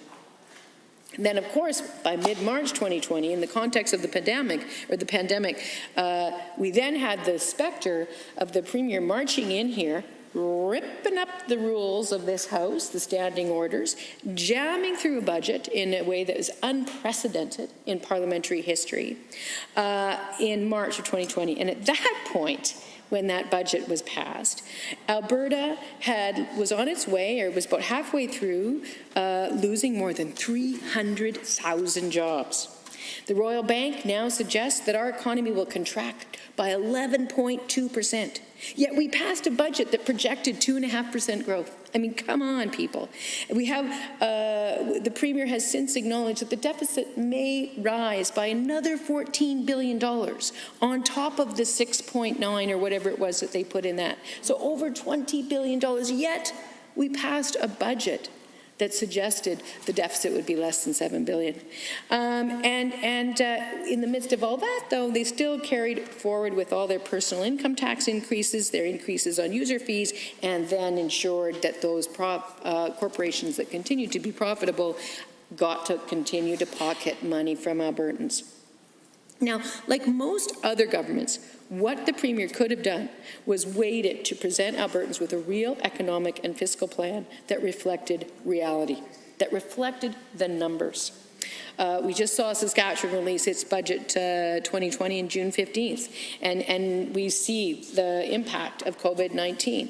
Non-renewable resource revenue down 43%, real GDP down 6.3%, WTI at $30 a barrel, oil production to decline by 14%.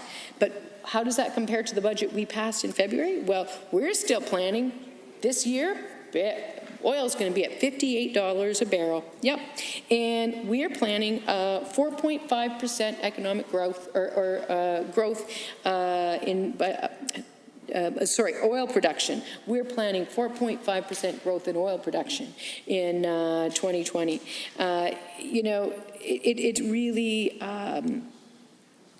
It really was just an unprecedented demonstration of a complete disregard for the facts, and a disregard that the duty that this government has to place before this House documents that include numbers that they know to be true.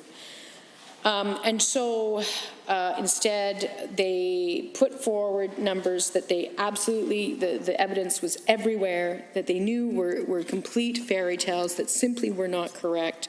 They forced this House to vote on it, and they doubled down on an economic strategy which had failed before the pandemic and is destined to fail through it. Personal tax, income taxes going up, fees going up, deficit going up, debt going up, jobs going down. That's what we passed. And now, following the pandemic, we continue to implement a stale and faltering economic plan with no appreciation of what the future might look like in the view of the government.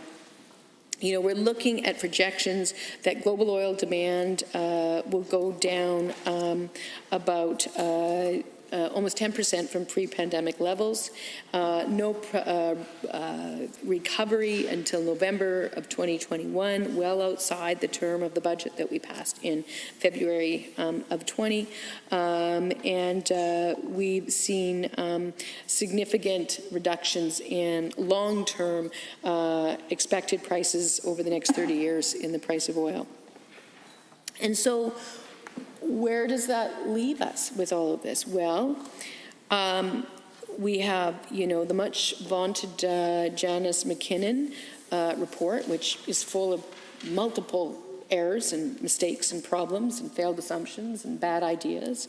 But these folks over there seem to like it. And one of the things she recommended to them, one of the few things that had some value, was a hard budget date.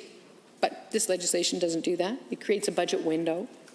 It does absolutely nothing to stop us from ever being subjected to the outrage and the injury of having to sit in this House and pass a budget after the standing orders have been ripped up, and to vote on a budget that every single independent objective economic analyses showed us were wrong.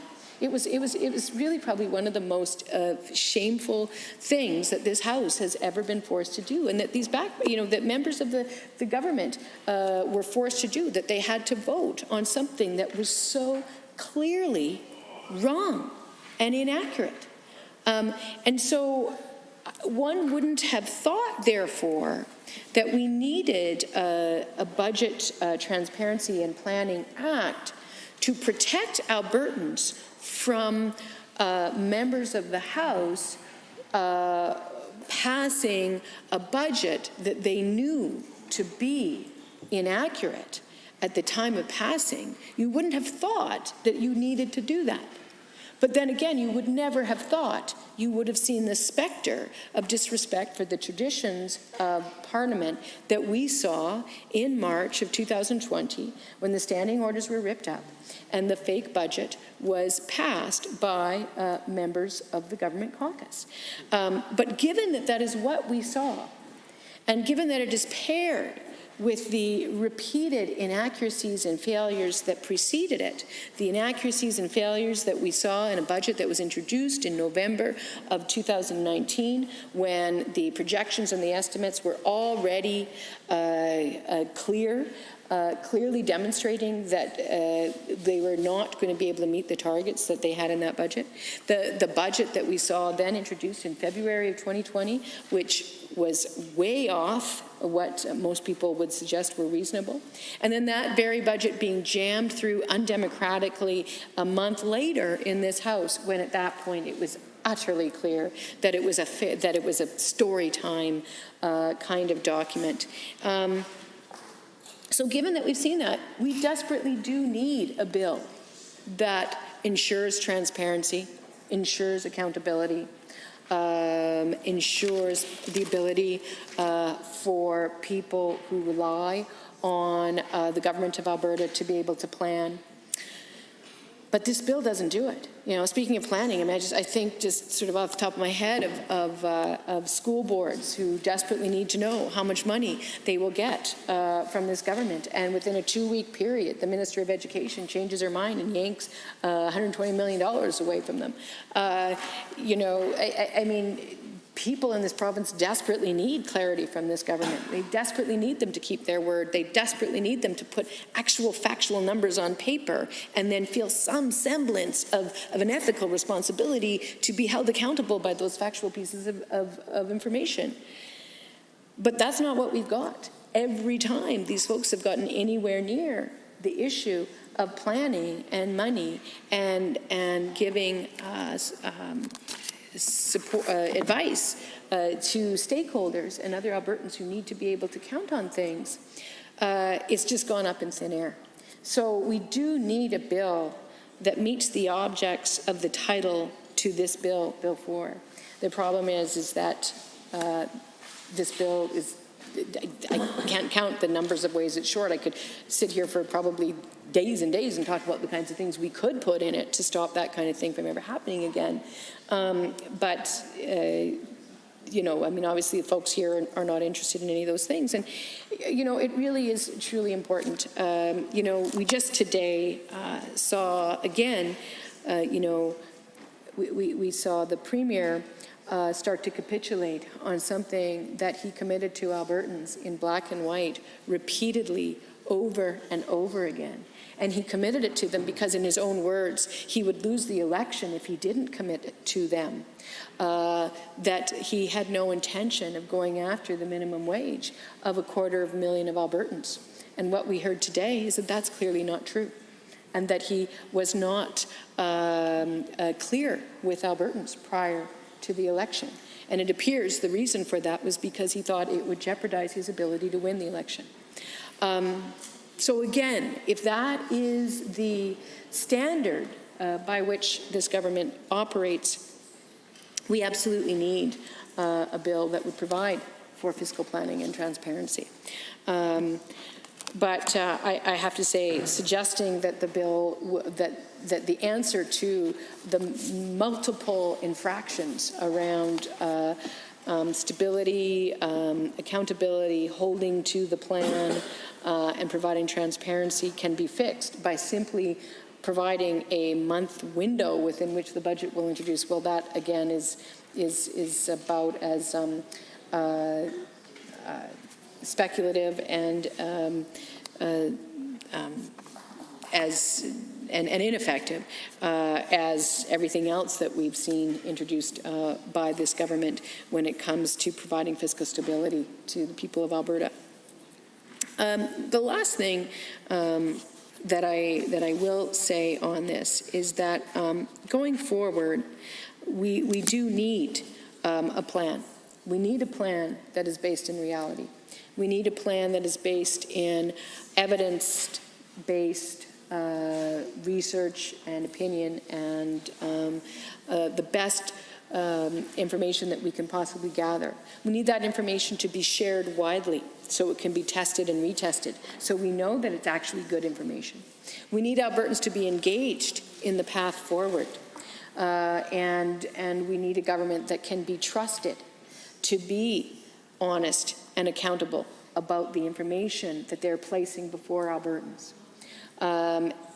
And we need that now more than ever, Mr. Speaker, because our province is heading into some very, very difficult times with respect to our economic security and our fiscal capacity.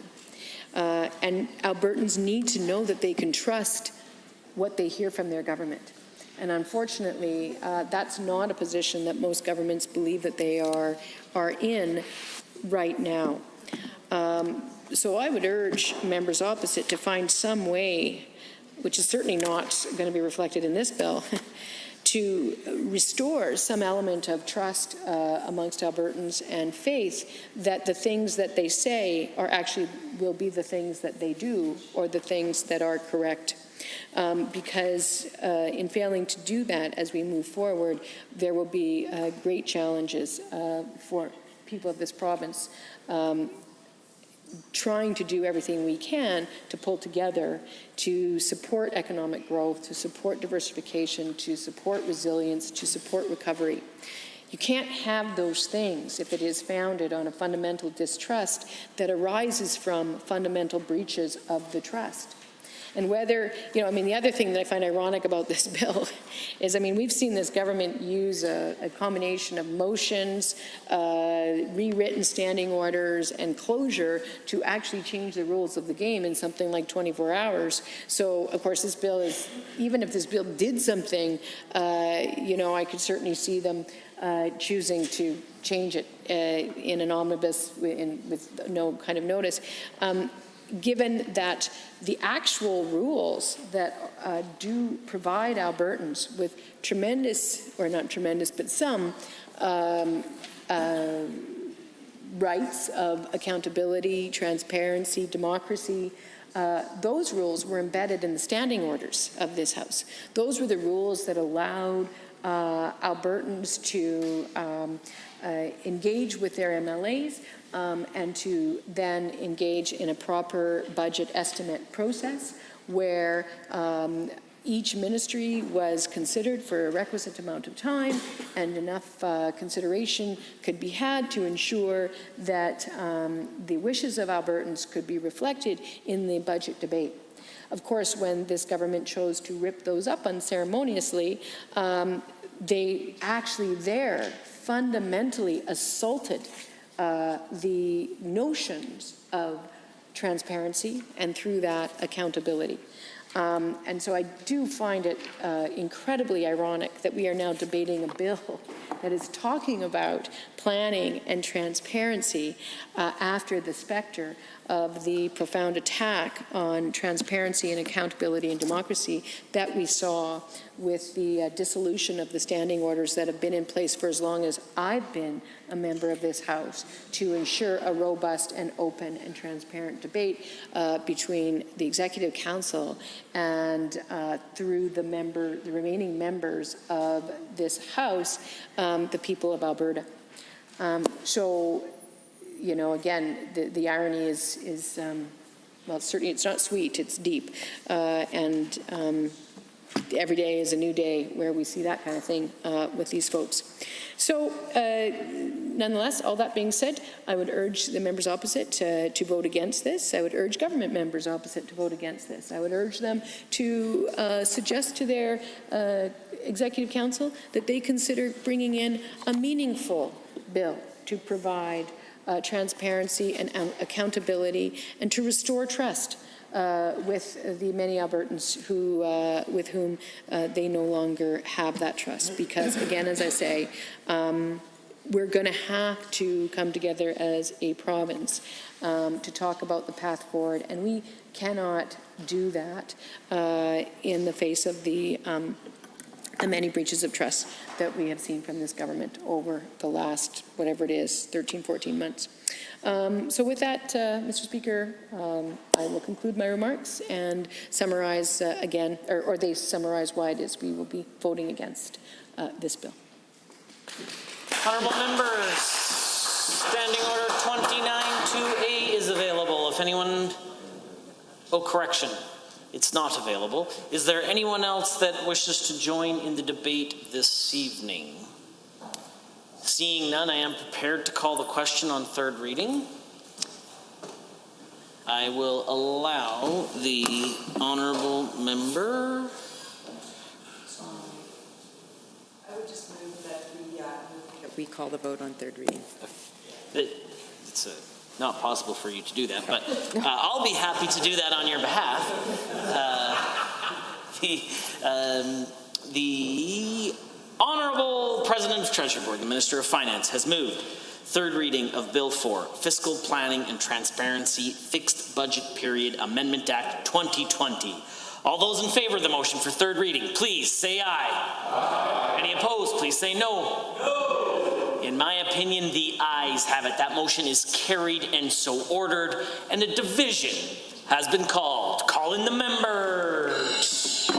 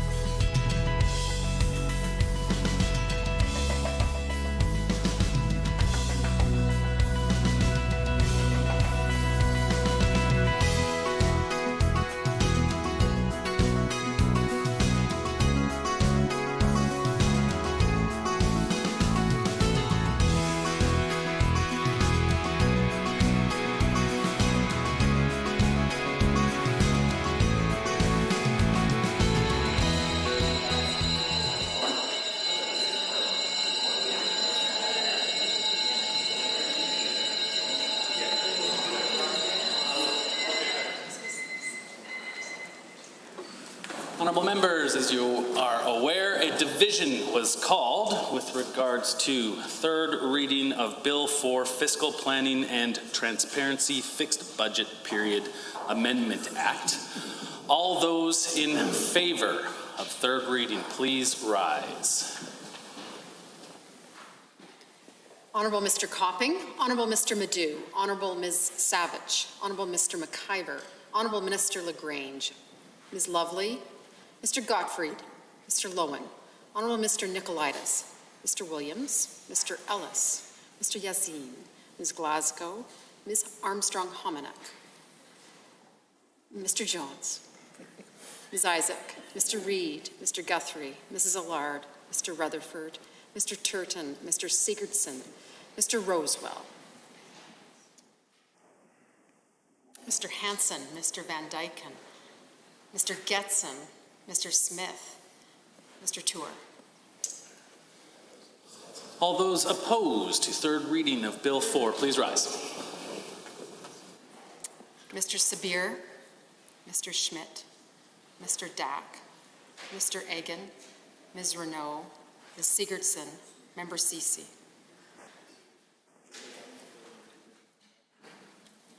Mr. Speaker, total for the motion 28, total against 7. That motion is carried. Bill 4, Fiscal Planning and Transparency Fixed Budget Period Amendment Act 2020 is now read a third time. Committee of the Whole.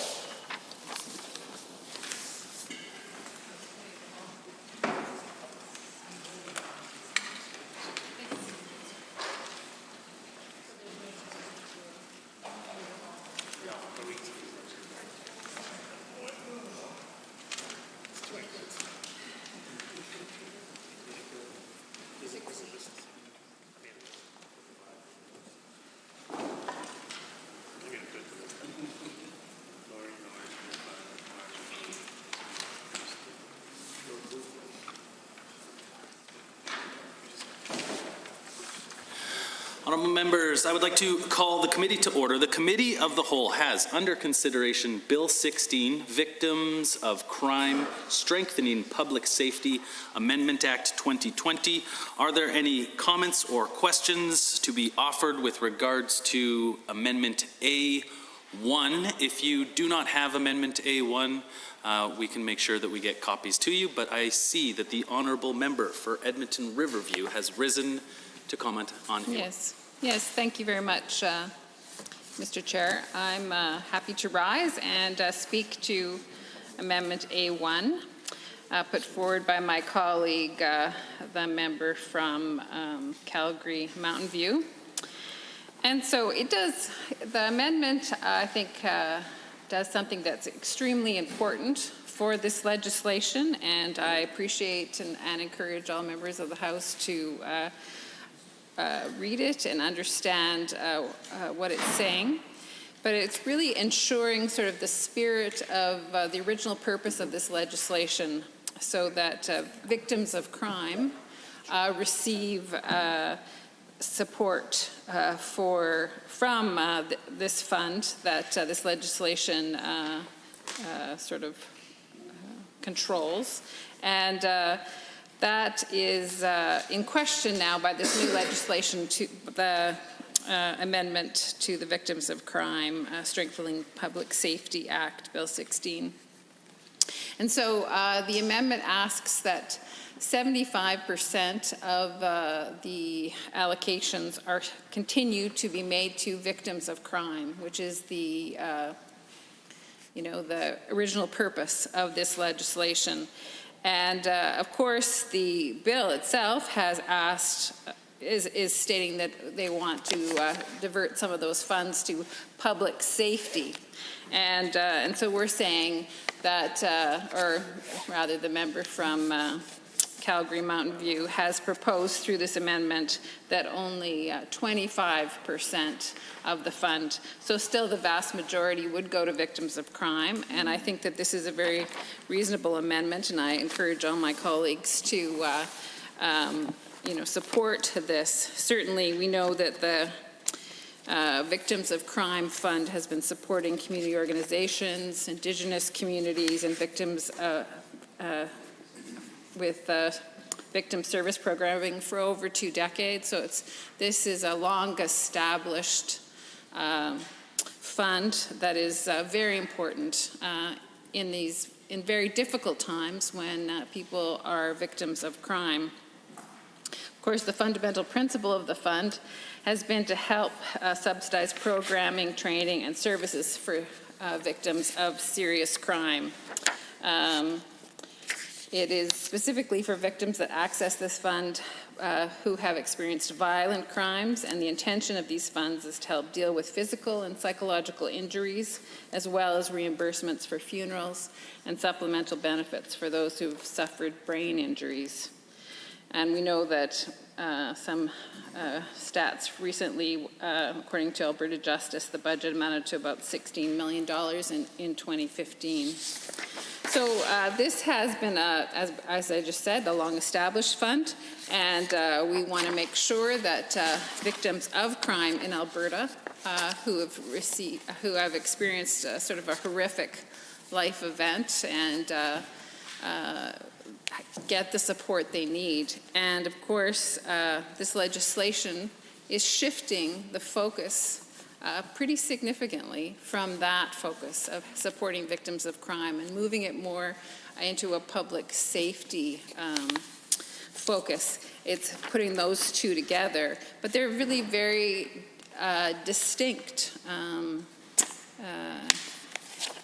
things that should really be dealt with separately. And I think that this amendment goes some way into making the victims of crime the priority for this legislation, as it has been all along. And so therefore the lion's share, the 75% of the funding that's allocated, should be going to victims of crime who have, experienced a horrific life event. And so we want to make sure that in a very difficult situation that these victims are supported, and that these funds are not put in public safety, which, has a, there is so much money that could be put into public safety, and I mean, that is valid in its own right, but that could take, that whole budget. And certainly we don't want individuals who have experienced crime not receive these funds and not be supported. So I just really think this amendment from my honorable colleague from Calgary Mountain View is really important for us to consider. Certainly, we know that the legislation has expanded to include the public safety initiatives to help reduce victimization by deterring crime through alert, rapid force, drug treatment courts, and hiring more Crown prosecutors. So that public safety aspect, as you can imagine, could take, millions and millions of dollars.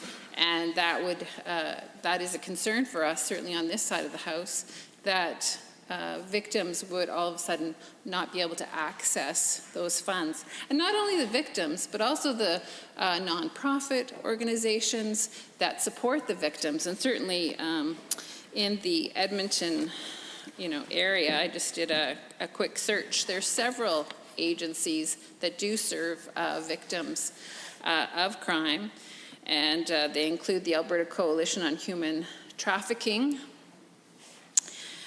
Assist Community Services, the Bissell Centre, Catholic Social Services, the Edmonton John Howard Society, of course, Edmonton Police Services. So these are just some of the agencies that do help people through these very challenging times.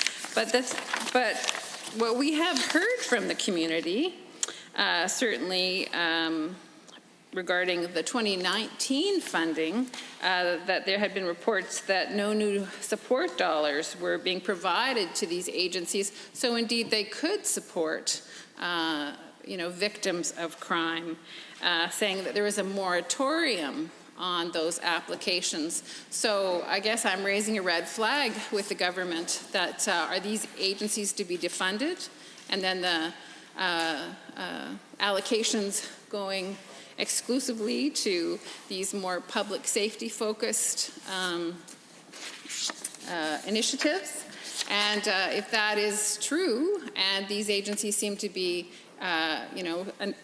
sounding the alarm on that, then that is a deep concern. And so that's why this amendment is so significant, and that we must not forget the focus of what this legislation should be about, and that is to really help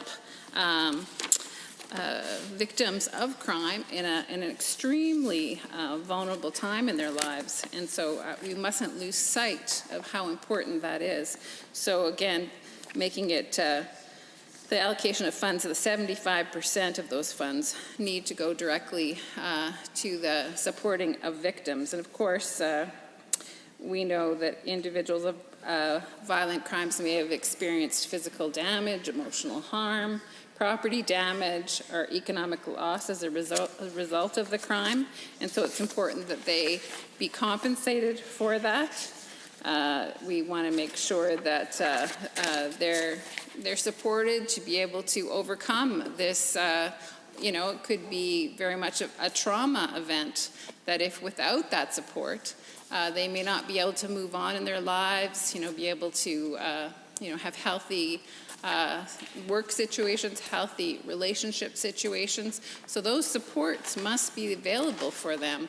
And these agencies, some of which I just listed, more sort of in the metro Edmonton area, need the supports of this fund to make sure that they can support people who are who have experienced and been a victim of some crime.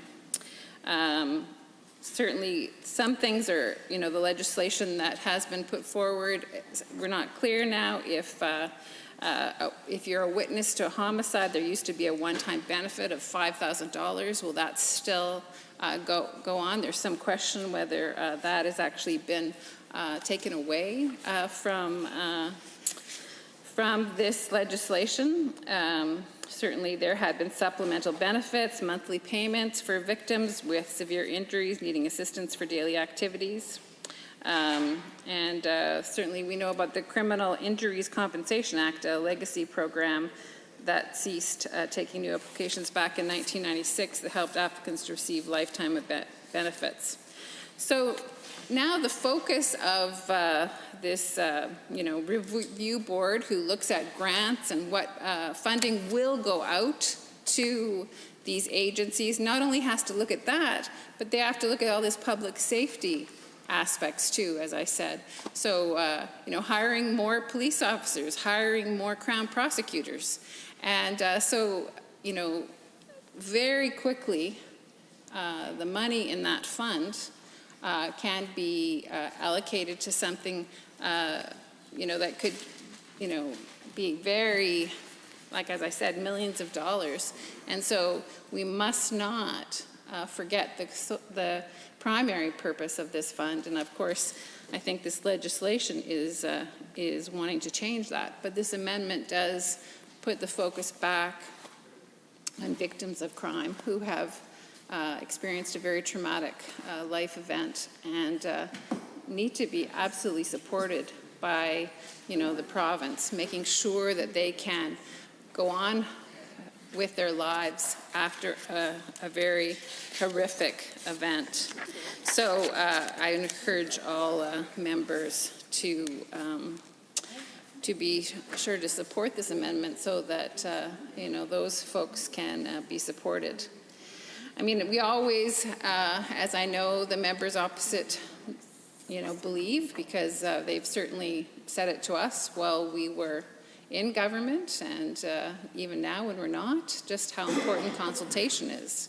And so I'm wondering if the government, these are just a few questions for the government, how much they have consulted on this matter. Have they met with these agencies that now have, not received funding and have this moratorium? Do they understand what that impact will be. And certainly they have firsthand experience working with the victims, so they would have some pretty good understanding of how this will impact that community, that population that they serve. So have they had consultations with those people and those agencies?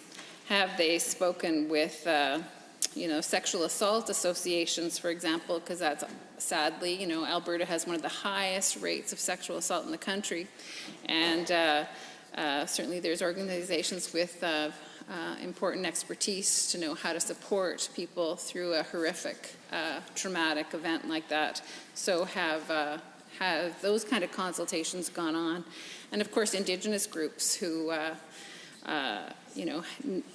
their voices need to be heard from sort of a nation-to-nation perspective. So honoring, their wisdom and knowledge of their elders and how folks can be supported. And we know that because of colonization, many of our Indigenous communities have a lot of challenges in them.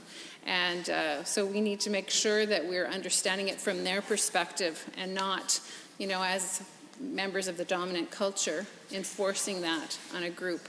We need to be respectful of what their view is. And so again, I ask what kind of conversations, what kind of reaching out to the Indigenous communities across this province have been done to support these vulnerable groups, and certainly these groups who have been through a very traumatic event when they become victims of a horrific crime.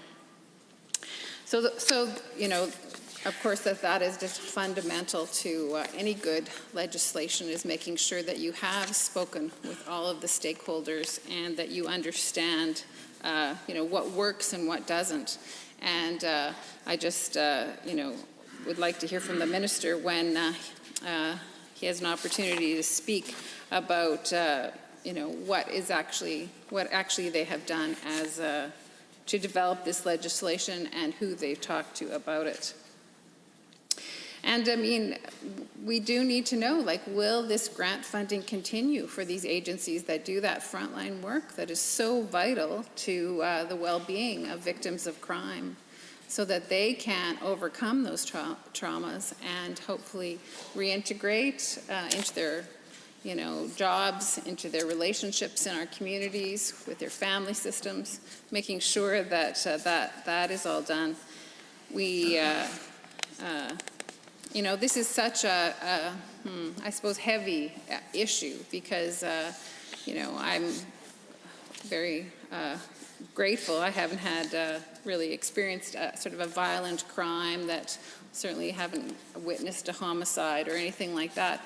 But I can only imagine if you had experienced that, how much that would shape your life. And without the proper treatment, both your medical health and also your, psychological, mental health, therapeutically, how you're supported through this. I mean, if that isn't done, then that can really be very difficult for the rest of your life and impact those around you. Certainly, we're not islands as humans. We're connected to our family systems, our communities, our societies. And so that can ripple out and affect others in negative ways if it's not supported and dealt with, addressed. So funding for these agencies that I've spoken about, like the Sexual Assault Center, is very important. So we can't be forgetting that when we're diverting too many funds to the public safety aspect of it. So that certainly is something that we're concerned about here on this side of the Assembly. So, having spoken about the amendment that has been put forward by the member from Calgary Mountain View, I certainly do, as I said, encourage all members to see the importance of keeping the essence of this legislation, the priority being 75% goes to victims of crime, and 25% for public safety. So we just want to have that clarification so that we make sure that victims of crime are supported through this legislation and not forgotten, because of the public safety aspect certainly is important, but perhaps it shouldn't be an either or in this case. It actually perhaps would have been better if it was kept in a separate fund, a separate system to support that instead of amalgamating these two, because we don't want to lose sight of how important it is to help people who've been through some tragic and traumatic event. And already it seems the government had made some decisions about moving away perhaps from supporting victims. And I think that that's, certainly there is research done on not investing up front and sort of the costs later. And oftentimes it's to do with poverty, but I think it fits in this situation too. And certainly Vibrant Communities Calgary has done reports about the costs of poverty in our province. So if people aren't supported at the front end when they first experience some challenge, some trauma, then it actually long-term can cost us much more. So, and it also gives people dignity. It is respectful that people be given the supports, especially when they've, by no fault of their own, a traumatic, violent crime is committed. And so, I think a just society absolutely supports those folks. But, these reports of Vibrant Communities Calgary, they've done it for the province, and they say the costs of poverty are 7 to 9 million, and they're a few years old. Billion, sorry, 7 to 9 billion. And they're a few years old, so that number is probably much higher now. And, I think that we're making a mistake if we take funding away from victims of crime, take funding away from these agencies, because their work is valuable, and I think it can mitigate, a lot of challenges further down the road, and certainly support people to live with dignity and sort of reintegrate after this very traumatic event. So with that, Mr. Chair, I just again encourage my colleagues to support this very, I think, important amendment, and I'll end my debate. Thank you, honourable members. I see the honourable member for Edmonton McClung has risen to debate. On A1. Thank you, Mr. Chair. Pleased to rise again today in the House to offer my comments, this time to the amendment for Bill 16. And what this piece of legislation is to me is just another reason for me to blame the current UCP government for my slowly balding head, because I call this piece of legislation that we are now trying to amend one of their head scratchers, and they've come up with them regularly, and it leaves me scratching my head, wondering what in the world they're actually trying to do, because I think. I don't say this just for myself. I call them head scratchers, Mr. Chair, because I can picture Mr. or Mrs. or Miss or Albertans sitting in their chairs at home or reading their newspapers or watching social media, looking at pieces of legislation that are brought forward by this government, and the immediate reaction is, what in the world are they doing? And they scratch their head and can't figure this out, because some of the things they're doing, it just begs the question as to who dreamt this up. The amendment we're bringing forward, Mr. Chair, attempts to correct one of these, I think, ill-conceived plans to basically raid a cookie jar. And I'm not sure if there was an active search that went on by the government members or their researchers or political apparatchiks to find sources of money that they could dip into to accomplish certain of their political agendas and their legislative agendas without dipping or without increasing their deficit. But it seems as though that's what's been going on. And in this particular case, those that are at home scratching their heads will just simply look towards this, I would call it a pot of gold, as you may have heard about the Moyer's box of chocolates, or the pot of gold at the end of the rainbow. Somebody stumbled onto what they might have called a pot of gold and said, hey, we can use this money for other purposes that it wasn't intended, rather than actually making sure that it gets used to benefit people who it should be used for. In this case, I'm talking about the Victims of Crime Fund, of course, Mr. Chair. And it's noted that in 2016, the Auditor General reported that, quote, the fund is growing at a rate faster than payments to victims are being made. And of course, they went on to recommend better management of the fund. Well, that begs the question, Mr. Chair.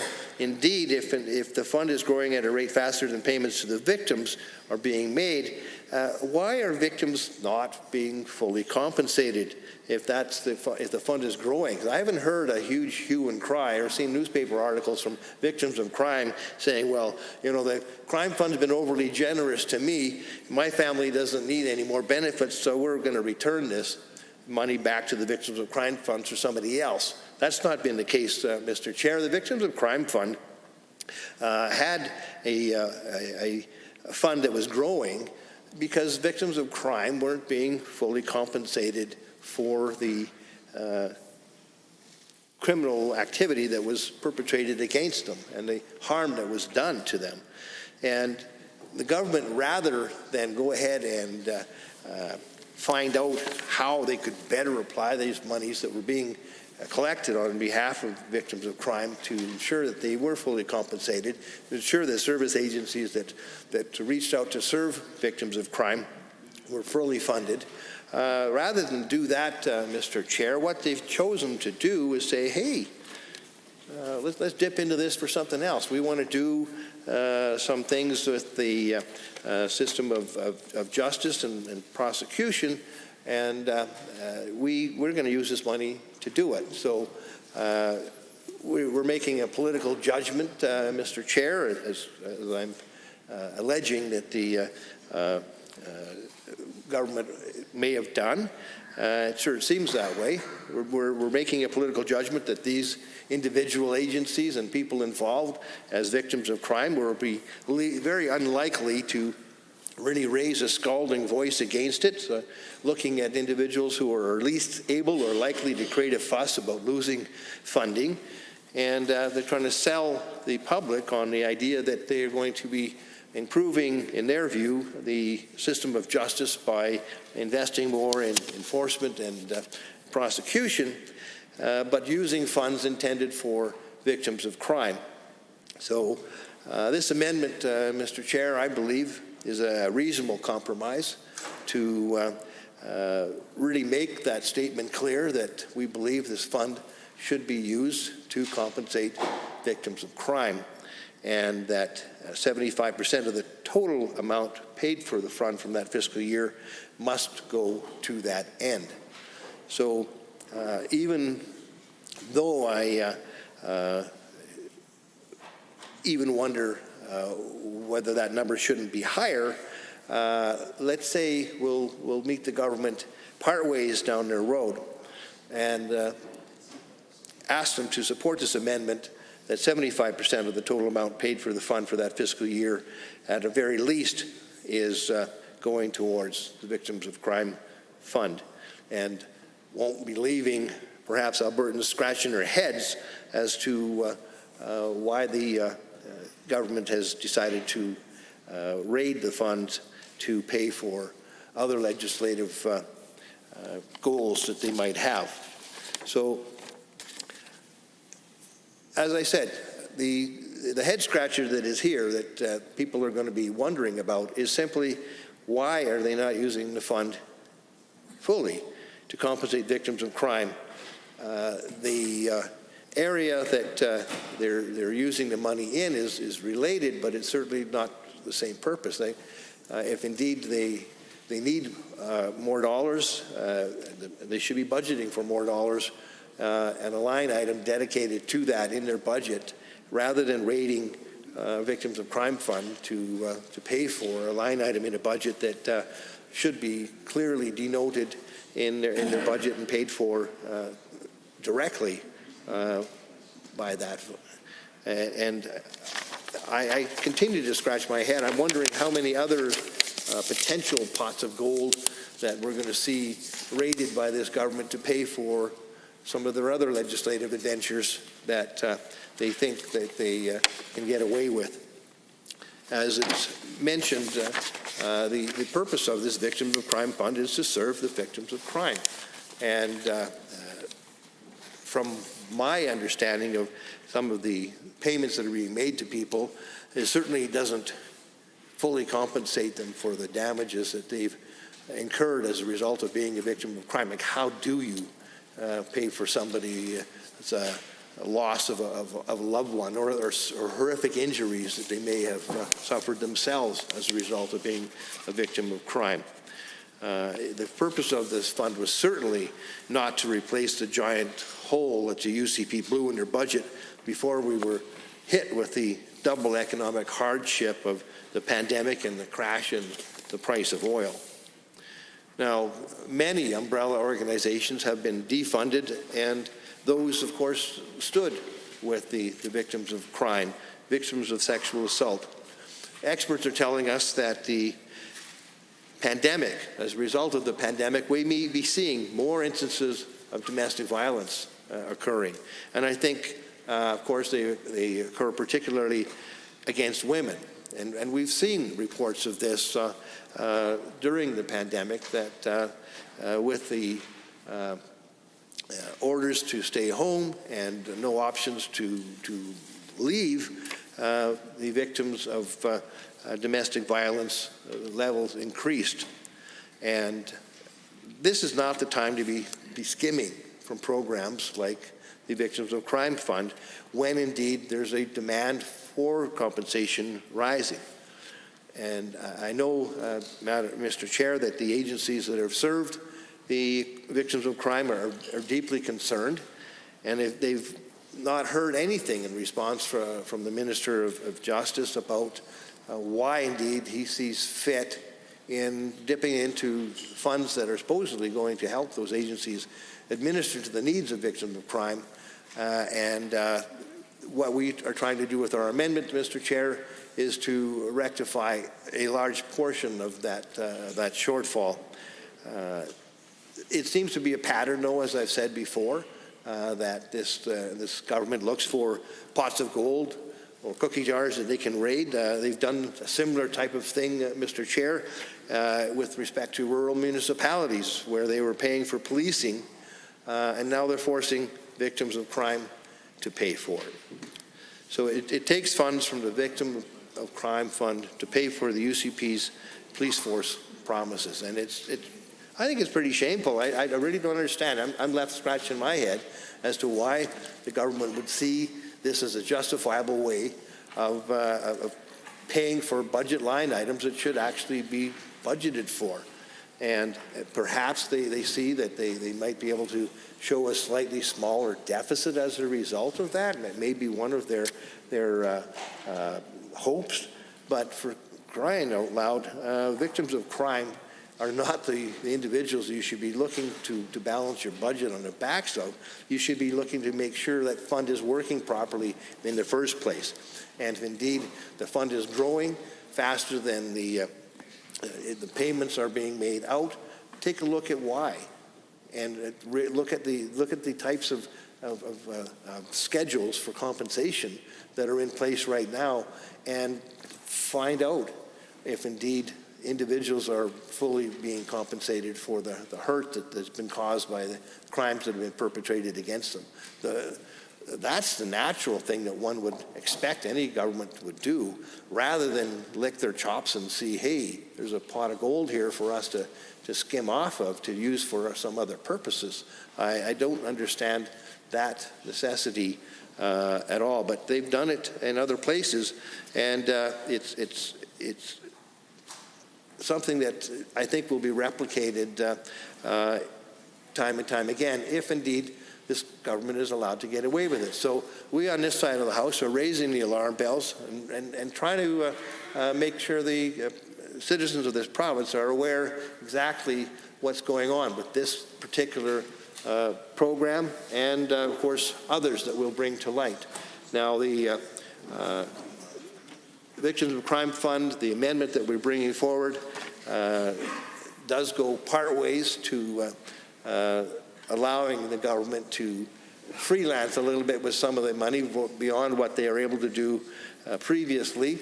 But we're hoping that we're raising the alarm bells loud enough to say that if you want to use some of these funds for purposes other than what they have been used for over the long term, that is to clearly and directly benefit the victims of crime, then you better be able to justify them, not as a line item in a budget to pay for something that you would expect would come out of general revenues and be budgeted for and be subject to the scrutiny of the process of budget debates and estimates, but by actually going ahead and calculating what you're going to need to pay for your desires to budget, to police and enforce your criminal justice system. So I hope that the remaining 25% that this amendment will leave in the hands of discretion, let's say. But under Standing Order 4 sub 3, the committee will now rise and report progress on Bill 16, Victims of Crime, Strengthening Public Safety Amendment Act 2020.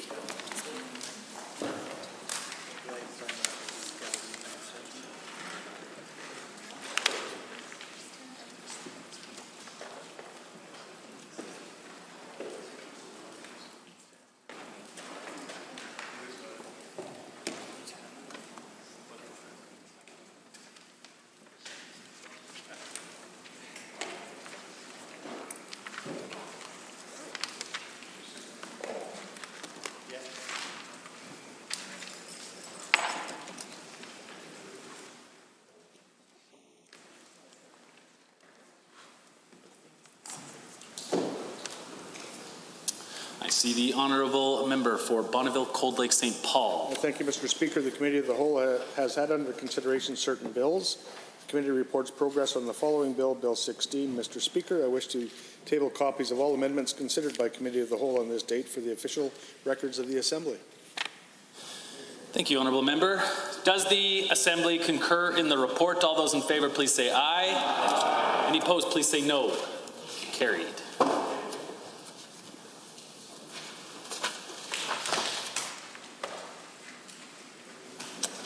I see the Honourable Deputy Government House Leader has risen. Mr. Speaker, I move that the Assembly adjourn until 7:30 p.m. tonight. All those members in favour of the motion as moved by the Honourable Deputy Government House Leader, please say aye. Aye. Any opposed, please say no. That is carried. The Assembly now stands adjourned until 7:30 tonight.